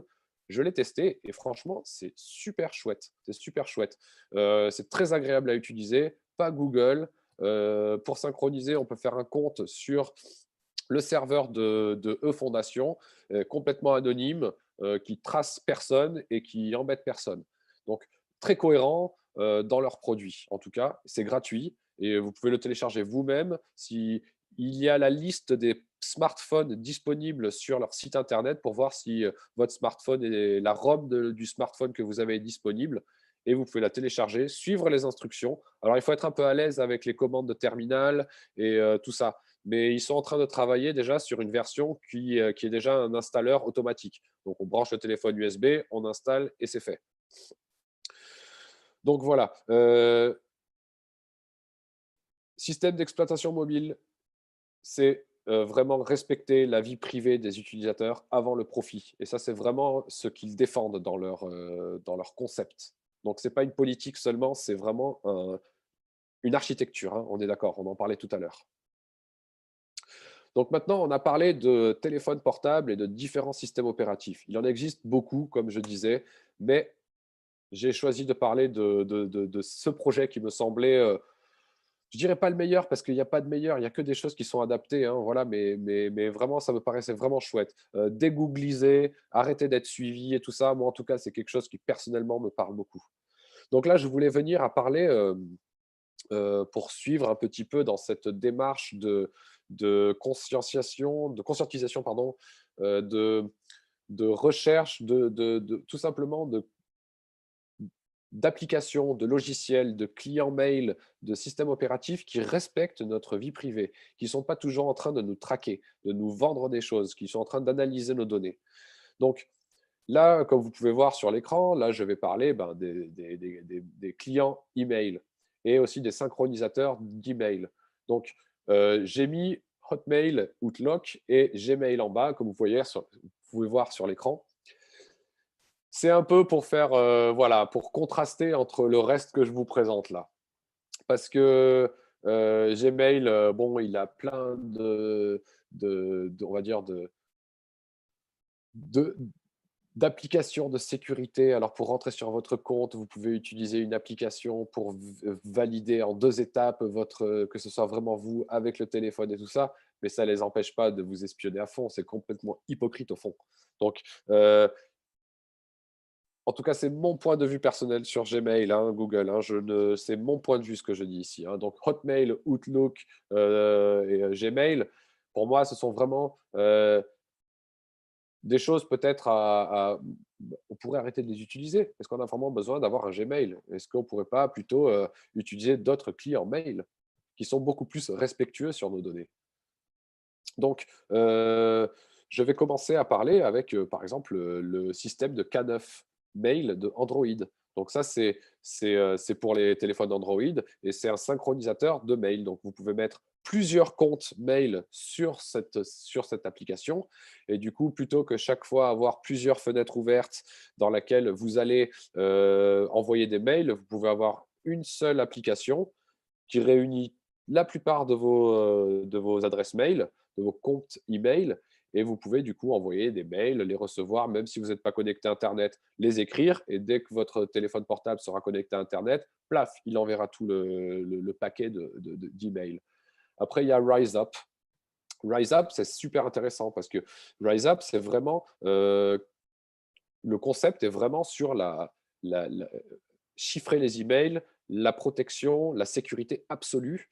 Et on ne peut pas ouvrir un compte RiseUp n'importe comment. Pour ouvrir un compte RiseUp, il faut obligatoire maintenant recevoir une invitation de quelqu'un qui a déjà un compte RiseUp. Alors avant, on pouvait envoyer un mail à RiseUp en leur disant « Oui, voilà, je m'appelle Tintin, je fais partie de telle organisation, on est au Tibet en train de… Voilà, et mon organisation a besoin d'anonymité. » Et ça mettait un certain temps, mais on recevait du coup un code pour pouvoir ouvrir un compte. Mais ça, maintenant, ils ont arrêté, selon mes dernières recherches. Donc, RiseUp, voilà, très fermé, crypté, ultra chiffré. Si on n'utilise pas son mail pendant 6 mois, ils effacent le compte pour des raisons de sécurité et aussi pour ne pas perdre trop de place sur les serveurs. Après, on a donc le mail, l'application mail de Apple, qui est très puissante, très performante, dont on peut synchroniser et rajouter les comptes de la plupart de nos adresses mail, sauf ProtonMail. Hein. ProtonMail, il a sa propre application et moi, je ne suis pas arrivé à le configurer en API ni en POP pour pouvoir synchroniser les mails avec un autre synchronisateur. Donc voilà. Après, on a ProtonMail. Donc pourquoi ProtonMail est une entreprise suisse très sérieuse qui prend vraiment, qui prend les choses au sérieux concernant la sécurité, la privacité et le chiffrement des mails. Les mails sont cryptés de bout en bout tant qu'on les envoie d'adresse ProtonMail à ProtonMail. C'est gratuit. Et puis, si on veut, on peut payer une adresse mail pour avoir accès à toutes les fonctions et en plus à participer à un projet. Donc, il y a plein d'options. Comme je dis, hein, il y en a beaucoup plus d'autres. Mais j'ai fait un petit… voilà. Donc, RiseUp, Thunderbird, c'est pareil. C'est un synchronisateur d'email qu'on retrouve notamment sur Tor, sur Tails, si je ne me trompe pas. K9 Mail, on le retrouve sur Android, c'est une application qu'on peut télécharger. Mail, vous le connaissez, c'est l'application dédiée au système des MacBook Pro, des Mac ou des iPhones et tout ça. Et ProtonMail, ben voilà, il y a cette application où on peut être sur le site de protonmail.ch ou .com, se faire une adresse mail et avoir un mail qui cartonne. En fait, des gens qui prennent la privacité au sérieux, pas une entreprise qui veulent vous vendre ou qui veulent vous espionner. Et c'est là où, pour moi, est toute la différence. Donc, voici un peu les différentes… Alors, hein, je répète encore une fois, hein, je suis sûr que vous en connaissez plein d'autres et qui, bien sûr, existent et qui ne sont pas pires ou pas meilleures. Hein. C'est juste quelques-unes que j'ai choisi de mettre un peu en avant qui m'ont bien plu. Donc maintenant, je vais passer à autre chose aussi, c'est les apps de communication et les réseaux sociaux. Alors pareil, là j'en ai glissé quelques-uns que tout le monde connaît, hein, Facebook, Twitter, WhatsApp, ok, bon, ok. J'ai pas grand-chose à dire là-dessus, sur Facebook et WhatsApp. On connaît, on a entendu parler. Facebook, rien ne vous appartient. Tout ce que vous mettez à Facebook appartient à Facebook. Ne mettez jamais les photos de vos enfants sur Facebook, s'il vous plaît. Soyez conscients avec ça. Ne mettez pas les photos de vos enfants sur Facebook. C'est une grande erreur. Il ne faut pas mettre tout ce qui est mis sur Facebook, toutes les photos qui sont mises sur Facebook appartiennent à Facebook. Il y a des boutons qui ont été récemment ajoutés lors du confinement pour soi-disant protéger votre liberté. Ce bouton ne fait strictement rien du tout. Hein. Facebook, c'est vraiment une passoire. Facebook vend vos données à des entreprises tiers. WhatsApp, c'est pareil, parce que WhatsApp, maintenant, appartient à Facebook. Il n'y a rien de sûr sur WhatsApp. Donc, je vais vous lire d'ailleurs un petit article sur WhatsApp qui en plus, il est de 2019. Donc, il a été publié le 14 mai 2019. Les promesses de respect de la vie privée sont l'une des raisons pour lesquelles WhatsApp, d'ailleurs, est devenue l'application de messagerie la plus populaire au monde. Plus de 1,5 milliard de personnes dans le monde utilisent l'application de Facebook avec la certitude que leurs messages seront cryptés de bout en bout. Mais ce que ce cryptage signifie pour la sécurité est souvent mal compris. Et ce manque de clarté peut avoir un coût énorme pour les utilisateurs. Cette semaine, donc la semaine du 14 mai 2019, WhatsApp a été la cible d'un logiciel espion sophistiqué conçu par la société de sécurité privée israélienne NSO Group. Bien que l'attaque n'ait pas explicitement violé le cryptage de WhatsApp, elle a révélé comment ces services soi-disant sûrs pouvaient être manipulés par des logiciels espions pour aider les pirates à surveiller les moindres mouvements et leurs cibles. Et ce qu'il faut savoir, c'est que derrière les rideaux, les grands boss de ces applications, ils font des superbes ententes. Et nous, on est tous là à partager nos données. Ouais, c'est chouette, WhatsApp et tout ça. Moi, je pense qu'on devrait un peu arrêter d'utiliser ces applications parce qu'aussi, c'est le pouvoir. Si on donne tous les jours notre argent à Coca-Cola, Coca-Cola va devenir puissant. Si on donne tous les jours, si on choisit d'utiliser l'application qui sont plutôt sûres, éthiques, qui ont plutôt qui ont une vraie philosophie ou une vraie politique ou une vraie architecture de votre vie privée, de respect avant tout, on pourrait utiliser d'autres applications. Donc, c'est bien de parler de Facebook, de dire, voilà, ouais, Facebook, WhatsApp, bon, on a tous entendu ça. Hein. Du coup, je voulais vous proposer aussi des applications qui sont vraiment chouettes, qui marchent super bien, qui sont open source, gratuites, qui veillent pour qui ont cette mentalité dès le départ de bienveillance par rapport à vos données. Donc, il y a Silence, par exemple. Bon, Silence, c'est une simple application de SMS et MMS. C'est complètement chiffré de bout à bout pour les utilisateurs de Silence. C'est pas mal, c'est assez chouette. Après, il y a Wire aussi. Wire, c'est pas mal. C'est pas mal. Pareil, c'est chiffrage, maximum sécurité, tout ce qu'on veut, c'est top. Il y a Signal. Signal aussi, c'est pareil. Signal, c'est très, très, on va dire, safe comme application. Alors récemment, Signal aussi a reçu certaines critiques avec sa communauté parce qu'ils ont rajouté des pin codes et une manière de fonctionner qui n'a pas trop plu. Alors, je ne vais pas trop rentrer dans le détail, mais vous trouvez facilement sur Internet pourquoi Signal, ces derniers mois, ils ont été un peu sous l'objectif, on va dire, de nombreux utilisateurs de Signal. Il y a beaucoup d'applications aussi qui ne demandent pas forcément votre numéro de téléphone pour travailler, pour fonctionner. Et ça, c'est chouette. Parce que moi, j'ai rien contre, après, personnellement, de mettre mon numéro de téléphone. Je trouve que ça fait partie des règles du jeu. Hein. Voilà, Wire, je mets mon numéro de téléphone ou Signal, je mets mon numéro de téléphone. Et puis voilà, ça fait partie des règles du jeu. J'accepte ça. Par contre, ce que j'accepte pas, c'est qu'on vole mes données. On prend pas, qu'on respecte pas ma vie privée. Donc, il y a Telegram aussi. Vous avez tous entendu parler de Telegram. Twitter aussi, qui est une plateforme d'information, hein, qui n'est pas… Au départ, quand c'est sorti Twitter, ça n'a jamais été vu comme un réseau social. Ce n'est pas du tout un réseau social. C'est une plateforme d'information et d'échange d'informations.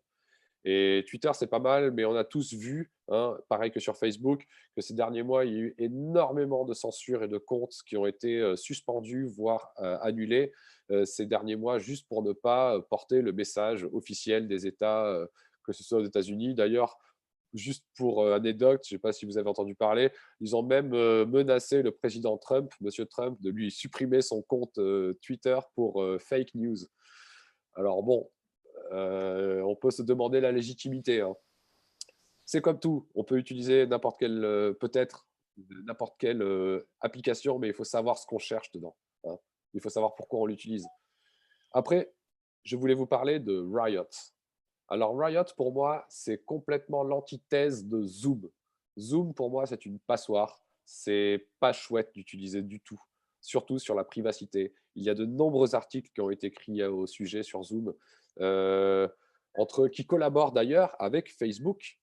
Et c'est ça qui est un peu fou. C'est ça qui est fou. Le problème, c'est tellement répandu ces dernières semaines que le FBI a publié un guide pratique pour prévenir les cyberattaques, suggérant aux utilisateurs de limiter les paramètres de partage. Alors, ils installent le Zoom booming, où les pirates informatiques bombardent les participants de Zoom, enfin, des clés volées, des idées volées, des entreprises où les idées fondamentales de développement ont été volées. Donc voilà, il y a aussi des réunions d'alcooliques anonymes qui ont été complètement défoncées, si je peux utiliser cette expression. C'est pas super chouette, et bien que l'entreprise ait depuis cessé de partager des informations inutiles, entre guillemets, sur les appareils, avec Facebook, hein, Zoom fait toujours face à un recours collectif pour ne pas avoir correctement informé les utilisateurs sur le partage de données. Alors Zoom, c'est très pratique, ça marche très bien et c'est facile d'utilisation, mais c'est absolument pas du tout une application qui est faite qui respecte, c'est chinois en plus, hein, donc il faut savoir qu'ils ne respectent pas du tout votre intimité, votre vie privée et les documents et les informations que vous partagez. Alors oui, vous allez me dire, ouais, mais ok, c'est bien, mais est-ce qu'il y a quelque chose d'autre par rapport à Zoom? Eh bien oui, je vais vous présenter Riot. Riot, ça, pour moi, c'est actuellement la meilleure plateforme de communication, de partage de fichiers, de chat, d'appels vocaux, de vidéoconférences qui existe actuellement sur la planète. Alors, il y en a peut-être d'autres qui sont privés entre les États et tout ça, on ne les connaît pas peut-être, mais au niveau qu'on puisse nous avoir accès. Hein. Alors, je voudrais quand même préciser quelque chose. Je ne touche aucun argent pour le fait de dire ça.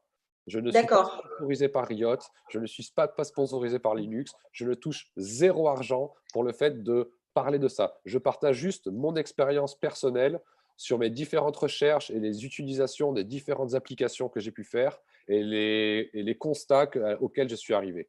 Surtout que ce soit clair. Fab, merci pour cette explication. Oui, juste parce que une je trouve que c'est question. important aussi de le souligner, parce qu'on pourrait dire oui, mais lui, voilà, il a peut-être des intérêts. Non, j'ai aucun intérêt, j'ai aucune partie prenante.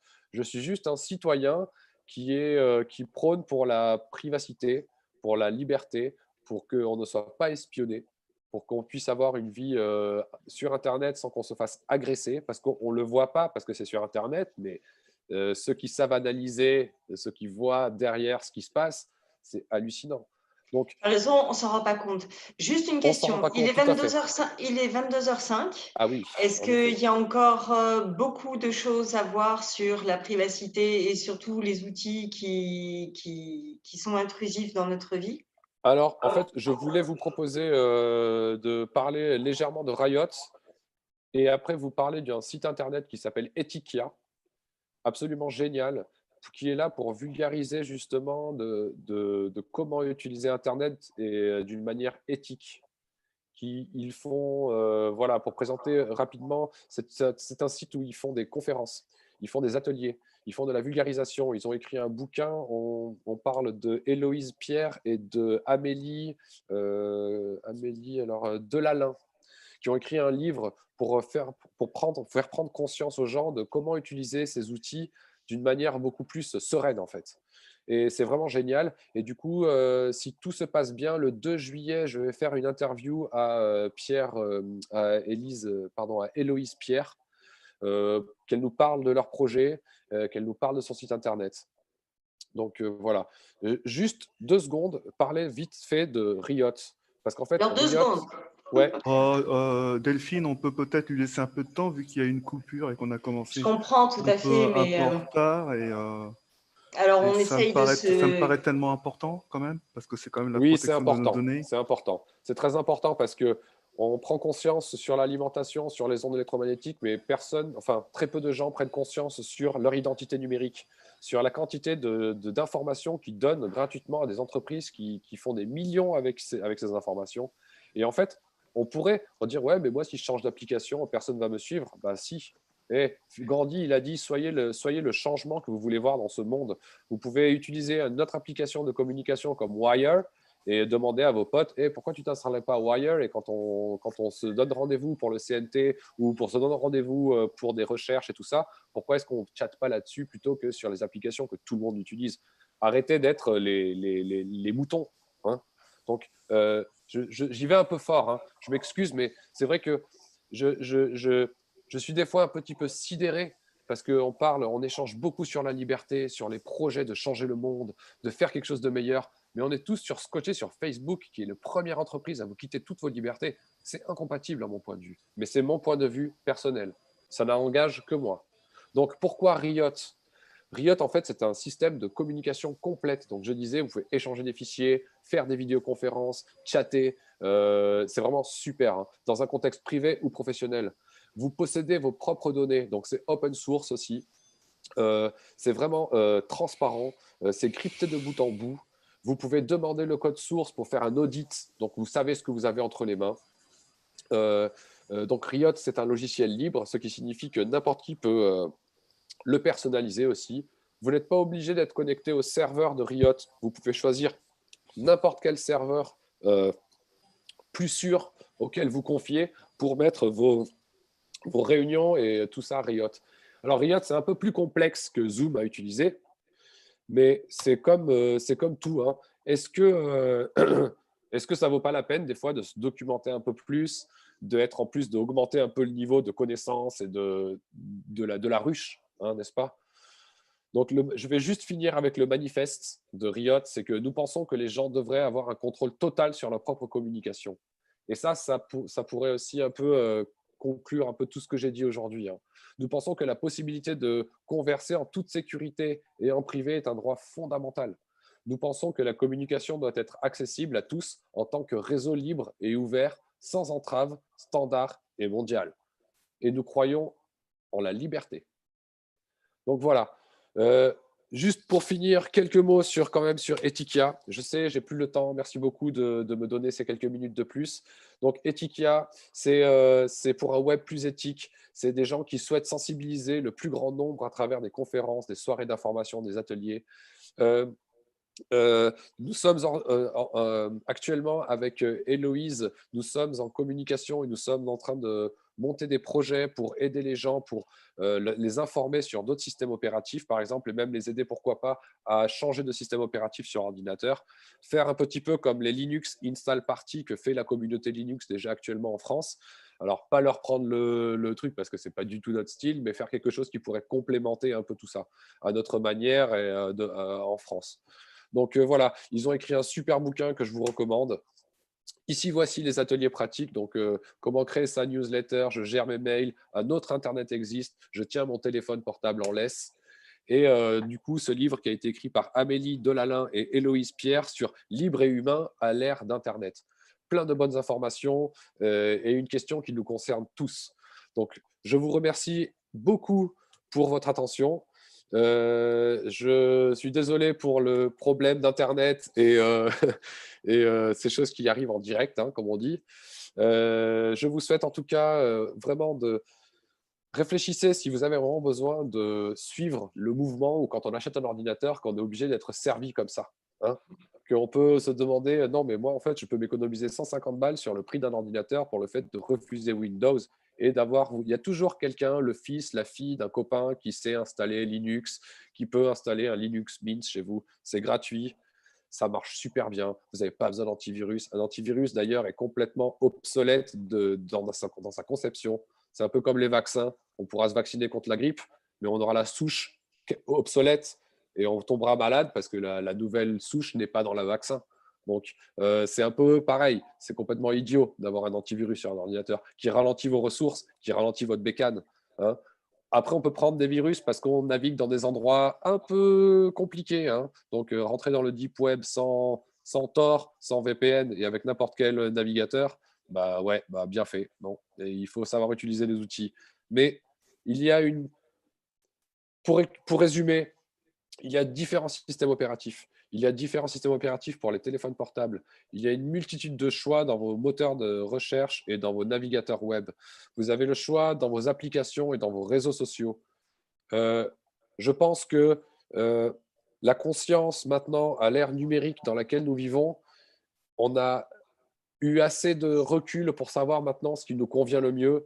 Est-ce qu'on veut vendre nos données? Est-ce qu'on est comme des simples produits, que ça nous va bien, on n'a rien à cacher, mais voilà, non, on a le choix. Et c'est ça le message que je voulais faire passer ce soir, c'est que nous avons le choix. On a le Donc, choix je sur crois... plein de choses. Oui. Oui. Merci à tous et puis très bonne soirée. Pars pas comme ça, on a des questions Ah, mais je encore. pars pas. On va pas louper la partie question. Typiquement, là, je vois une question. Alors, est-ce que le Gmail conserve nos données, même effacées? Ça, c'est une question aussi, plus globalement, quand on efface des données ou quand on croit effacer des données sur Internet, est-ce qu'elles sont vraiment effacées? C'est jamais effacé. Alors, juste pour donner un petit exemple, quand vous envoyez un mail, en fait, le mail, il va passer par peut-être 5-6 serveurs différents avant d'arriver au destinataire. Et il va laisser une copie de ce mail à chaque serveur. Donc, vous pouvez effacer une copie dans votre ordinateur, mais il y aura une copie de votre mail dans 6 serveurs différents à vie. Oh. Autre question. Oui, donc ça... Philippe avait une question. Oui, bonsoir à tous. Pour compléter le dossier, on a parlé d'operating system, on a parlé de sécurité de la privacy, ce que tu appelles la sécurité du privé, quoi, hein, qui est un sujet important. Est-ce qu'on peut aussi parler de ça dans le cadre de la géolocalisation d'un véhicule automobile, d'une voiture, tout simplement? Et est-ce qu'il y a des solutions pour se prémunir d'être géolocalisé? Tout à fait, tout à fait. Alors, il y a des solutions très simples. D'ailleurs, je reviens du coup au système opératif d'exploitation qui s'appelle E, Oui. donc que je parlais tout à l'heure. Eux, ils ont en fait Waze. Vous connaissez tous l'application Waze et il y a Google Maps et tout ça qui donne énormément d'infos à Google de où vous êtes et comment vous vous déplacez. En fait, eux, ils ont une application qui s'appelle Maps, qui est géniale, qui a une très belle et qui ne partage rien du tout. L'accès, vous avez juste accès au satellite, au GPS, et c'est autant sur le système Galileo que sur le système GPS. Et en fait, ça bloque toutes les demandes de localisation de tiers. Et c'est dans ce système opératif. Donc, moi, je connais le système Maps qui est dans le système d'exploitation E. Je n'en connais pas beaucoup d'autres non plus. Ça existe sûrement. Il y en a sûrement pas mal d'ailleurs. La communauté open source est très vaste et le logiciel libre. Mais en tout cas, en voici une que j'ai l'expérience. Je l'ai testée d'ailleurs aujourd'hui. Et ça ne partage pas les informations de localisation. Et comment tu fais pour mettre ça sur ton GPS? Alors en fait, ce n'est pas sur le GPS, c'est dans le système opératif du téléphone. Ah, d'accord. En fait, ce qu'on fait, c'est qu'on change le système opératif du téléphone par un autre. Donc on appelle ce processus de flasher la ROM. Donc on flash la ROM du téléphone et on la remplace avec une autre ROM. Vous pouvez, si vous êtes intéressé, vous pouvez aller sur le site internet e.fondation, foundation en anglais. Il y a la traduction en français. Vous pouvez chercher votre dispositif mobile portable s'il existe dans la liste et télécharger la ROM spécifique et suivre les instructions et installer cette ROM sur votre portable. Il faut savoir aussi qu'actuellement, il y a la marque Fairphone, le Fairphone 3 qui est sorti sur leur marché fin de l'année dernière, qui vendent son téléphone avec ce système opératif E de série. On ne s'est peut-être pas bien compris. Là, tu me parles de la sécurisation du téléphone, je comprends bien, mais sur le GPS qui est dans la voiture, ça se déconnecté également? GPS de la voiture, d'accord. Ok. Le GPS de la voiture, normalement. Alors, je sais que c'est la triangulation qu'il utilise du GPS pour se localiser. Après, est-ce que le GPS, lui, c'est simplement un récepteur? Il faudrait savoir si il est connecté à un système qui émet cette information quelque part, parce que normalement, lui, c'est simplement un récepteur. Oui. Le GPS, c'est simplement un récepteur. L'accès au GPS est gratuit. Ce qu'on paye, normalement, c'est la carte qui est localisée sous le point, qui est triangularisée par les GPS, quoi. Donc, question à poser au constructeur ou au fabricant de la voiture. Oui, oui, oui. Après, c'est possible que les GPS modernes, ils aient en plus une puce de localisation dedans, mais normalement, le GPS en soi, c'est simplement il nous envoie simplement une position, en fait. On lui demande une position, donc on demande juste une information. Après, ceci dit, alors je ne suis pas calé dans les GPS, par contre, en radio aussi, que c'est vrai que du moment où on émet, tout de suite, là, on est localisé. Mais un GPS, théoriquement, n'émet pas de données. Il ne fait que en recevoir parce que la carte est déjà installée dans le GPS. Par contre, ça peut être d'autres applications sur le tableau de bord qui pourraient éventuellement…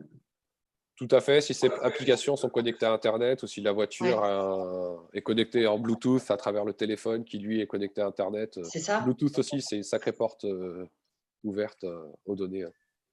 Mais ce Maps, c'est déjà très intéressant pour la partie téléphone, d'être pas traçable. C'est génial, quoi. Oui, oui. Les moteurs les moteurs de recherche que tu as présentés, quelqu'un pose la question de savoir s'ils sont en français. Oui, alors bien sûr. On peut les paramétrer en français. Oui, bien sûr. La plupart des moteurs de recherche, alors si vous entrez dans le site de moteurs de recherche, parce que vous pouvez les télécharger depuis le site, des fois ils sont même offerts en série avec les navigateurs web. Ils disent oui, alors nous on parle plus de 40 langues, nous on parle 20 langues, nous nos trucs ils sont traduits en voilà. Après c'est vrai que la plupart des choses sont en anglais, hein. Comme ça s'est tellement globalisé, et démocratisé la langue anglaise, bah, c'est vrai que Tor, on peut le trouver. Je ne sais pas si c'est en français d'ailleurs, Tor par exemple. Mais la plupart des moteurs de recherche, oui, ils sont en français et de toute façon, on peut changer la langue et il y a aussi des traducteurs. Il n'y a pas que Google Chrome qui donne des traductions de pages. Firefox aussi le fait. Par exemple, une très bonne configuration, ça serait avoir un navigateur web Mozilla Firefox avec DuckDuckGo ou avec Ecosia ou avec Quant. C'est pas mal. En français, bien sûr. Je ne sais pas si Paul a une question, parce que ça fait très longtemps que la main est levée, mais est-ce que ça Moi, j'ai pas correspond? vu. Paul. Hop, je la tire. Ah oui.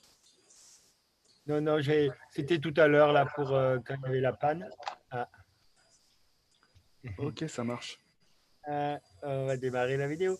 C'était tout à l'heure par rapport à Ubuntu et tout ça, mais bon, c'est bon. J'ai essayé d'enlever la main 2 fois, mais ça ne l'a pas enlevé, on dirait. Ok, ça marche. Merci, voilà, Paul. merci. On a également… Merci d'avoir fait la vidéo. J'avais plus la vidéo. On a également une question qui nous revient du chat qui est Sam, quelle est votre configuration? Ah, très intéressant. Alors, j'en ai plusieurs. Alors, j'ai utilisé Apple pendant beaucoup d'années avec mon travail. J'étais obligé d'utiliser Apple pour des questions de logiciel. Donc, j'étais sur sur Pro Tools avec l'interface Pro Tools. Et Pro Tools n'existe que pour Mac à l'époque. Donc, j'étais sur Mac pour beaucoup d'années. Après, je suis passé à Linux. J'ai eu le Ubuntu. Et là, actuellement, sur mon téléphone portable, j'ai flashé donc le système E, le système d'exploitation E. Et voilà, donc entre Linux et E, et Mac. Donc j'ai un peu les trois, ça dépend ce que je fais. J'ai aussi le système Tails, très important, système Tails. Je prends plutôt la clé USB quand je pars en voyage ou quand je me balade.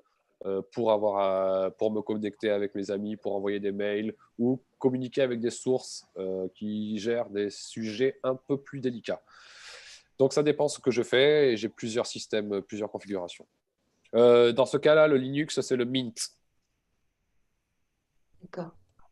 Moi, j'ai une question. Comment on peut considérer qu'une messagerie peut être vraiment fiable et sécurisée quand elle est créée par une spin-off du CERN et mélangée avec d'autres sociétés qui mettent leur cerveau en commun pour aller nous pondre des trucs comme ça? Comment on peut être sûr que les données qui vont transiter par ce genre de messagerie ne vont pas être en quelque part, malgré tout, utilisées contre nous ou pour fliquer les gens?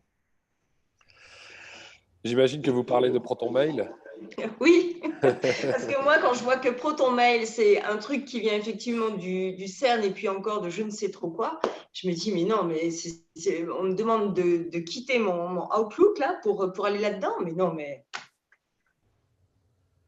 Bah, en fait, moi, je ferais plutôt confiance à des gens qui ont eu des secrets professionnels et des choses vraiment travaillé avec des sujets très, très, très délicats et qui ont justement développé un système de communication de fou si je peux me permettre, pour justement être assez sûr de leur communication, plutôt que d'un système style Outlook ou Hotmail qui vient d'un système opératif Windows qui a toujours été assez vulgaire, il n'y a jamais de trivial confiance et de toute façon à accessible à 100%, tous pour c'est tout. sûr. Ouais. Sur Internet, on n'est jamais sûr à 100%. Parce que ça, de toute façon, c'est quelque chose qu'il faut vraiment avoir dans l'esprit. Il n'y a aucun système sûr à 100%, jamais. Moi, je voudrais savoir, Sam, est-ce qu'il y a déjà eu des procès par rapport à des gens qui auraient porté plainte parce que leurs données auraient été récupérées ou des sociétés? Oui, alors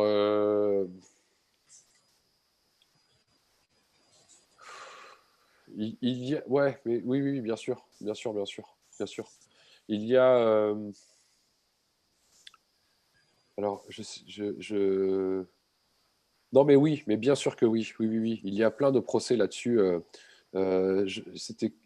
C'était, oui, regardez, il y avait quelques années de ça, c'était un site de dating. Donc voilà, on faisait un profil. Je m'appelle Gérard, j'ai 35 ans, je suis informaticien voilà, je cherche une nana. Voilà, il y avait un site de dating online dont je ne sais plus si c'était 400 ou 500 000 profils avaient été volés et publiquement et été publiés. Et en fait, ça avait été volé au serveur. Et du coup, en fait, les gens qui payaient un abonnement pour faire des rencontres online et pour fitter un petit peu d'anonymité et de discrétion, on va dire, en fait, ils ont été révélés, ils ont été vendus. Donc oui, ça c'est un exemple, mais il y en a eu beaucoup. Bien sûr. J'ai pas fait de recherche extensive là pour ce sujet ce soir, mais ça pourrait être largement le sujet d'une autre exposé. Donc, juste aussi pour vous dire, Etikia, le 2 juillet, si tout se passe bien, Héloïse Pierre va faire une intervention pour parler de son site internet et ceux qui font. Ne manquez pas ce programme, ça va vraiment aussi vous motiver aussi pour avoir plus de confiance et de conscience par rapport aux outils d'internet et avoir un internet plus éthique, quoi. Je répète. Sam et Delphine et Malcolm, je vois l'heure, il est 22h26, donc on se donne encore combien de temps pour que les personnes sachent vers quelle heure on va quitter, à votre avis? 5-10 Alors, s'il y a minutes? des questions par rapport au sujet de ce soir, balancez, je suis là, il n'y a pas de souci. Sinon, on peut arrêter mon point de vue, voilà.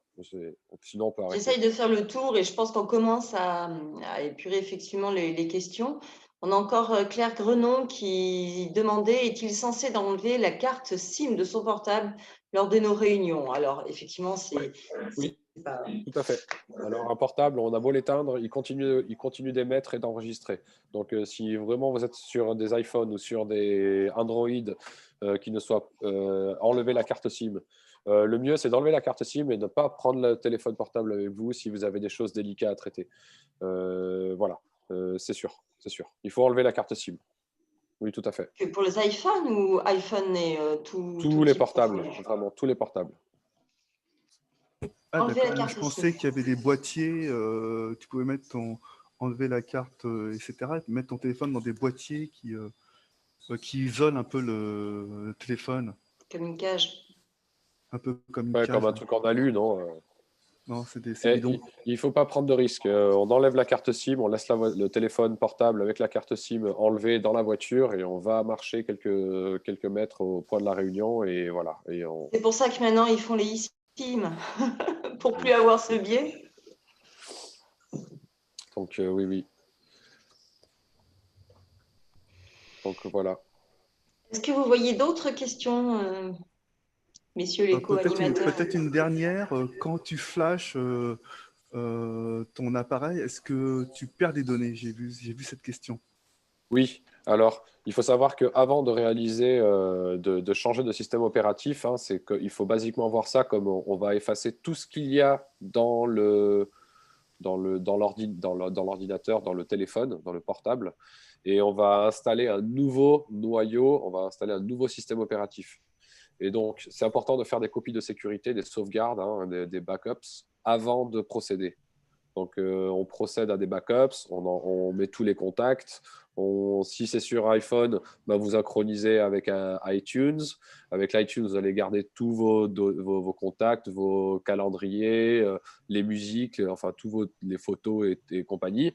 Si c'est sur Android, bah, vous allez le faire avec le petit gestionnaire vous allez vous connecter, vous allez faire une copie de sécurité de tout, et puis vous procédez. Très important parce que vous allez en effet perdre toutes les données. Alors, Victoria demande que vaut Brave et Quant. Alors, Quant, tu en as déjà parlé tout à l'heure, tu avais l'air assez enthousiaste, mais Brave? Alors, Brave, je ne connais pas. Je n'ai jamais utilisé. Je ne peux pas répondre. Je ne le connais pas. Par contre, Quant, voilà, je sais qu'il y a quelques années, c'était très performant. Et là, récemment, il y a un petit peu de brouhaha qui s'est formé autour, comme quoi ils se seraient un petit peu, voilà, ils auraient un petit peu baissé la garde. Ça serait plus trop ce que c'était avant, quoi. Mais sinon, Quant, oui, bien sûr, oui, oui.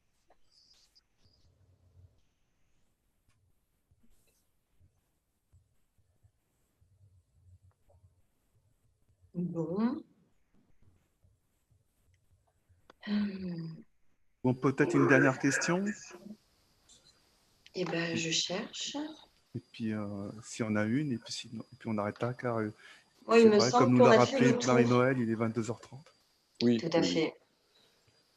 Merci en tout cas, Sam, pour cette belle présentation qui a suscité également beaucoup de retours très positifs, toujours sur la qualité du travail et des recherches faites, et puis sur l'exposé, très précis, très clair aussi, et qui a permis effectivement qu'on se rende compte que c'est une fois de plus de nos choix que dépendent la qualité de notre traçage et de ce qu'on autorise finalement à être espionné. Enfin, espionné, oui. Malcolm, un petit mot? Non, très bien, bah, tout à fait. C'est toujours un travail intéressant de Sam, hein. Je pense qu'on a encore appris beaucoup de choses. C'est vrai que moi, je faisais vraiment... je ne pensais pas qu'il y avait autant d'autres outils, donc c'est vrai que je ne cherchais pas non plus. Donc maintenant, je sais qu'il existe d'autres options. Et ben, je vais tout simplement maintenant... c'est une petite graine, maintenant je serai plus attentif à ça. Voilà, donc merci pour toi, merci pour tout, pardon, et merci à toi. Philippe? Merci à vous. Un petit mot de la fin? Oui, enfin plusieurs petites choses. Donc en fait, on s'aperçoit que les promesses de sécurité n'engagent que ceux qui les croient, qu'il y a des sociétés qui ont une morale et d'autres qui n'en ont pas, qu'il faut s'accrocher à celles qui en ont tout en se posant la question comment sont-elles financées et jusqu'à quand resteront-elles morales et quand seront-elles rachetées par des sociétés qui ne le sont plus morales. Donc c'est tout ça qu'il faut mettre en chantier quand on réfléchit à la sécurité. Voilà, et puis surtout au travers de ces choix que vient de nous proposer Sam, ce qui est le plus important à mon avis, c'est de ne plus vendre ou donner son consentement sans savoir à quoi on s'engage. Et ça c'est très important. Donc le refus du consentement désormais c'est un engagement civique quasiment quoi, par rapport à certaines sociétés qui en abusent et qui utilisent les informations non pas forcément contre nous, mais dans le but de faire un business pas possible. Et bien entendu, rentrer sur l'analyse de nos comportements au quotidien, quoi, ce qui est insupportable, et c'est ce qui nous attend. Et ça, c'est une vie de robot, c'est plus une vie d'humain. Donc, il va falloir qu'on récupère notre sécurité d'urgence. Voilà, merci.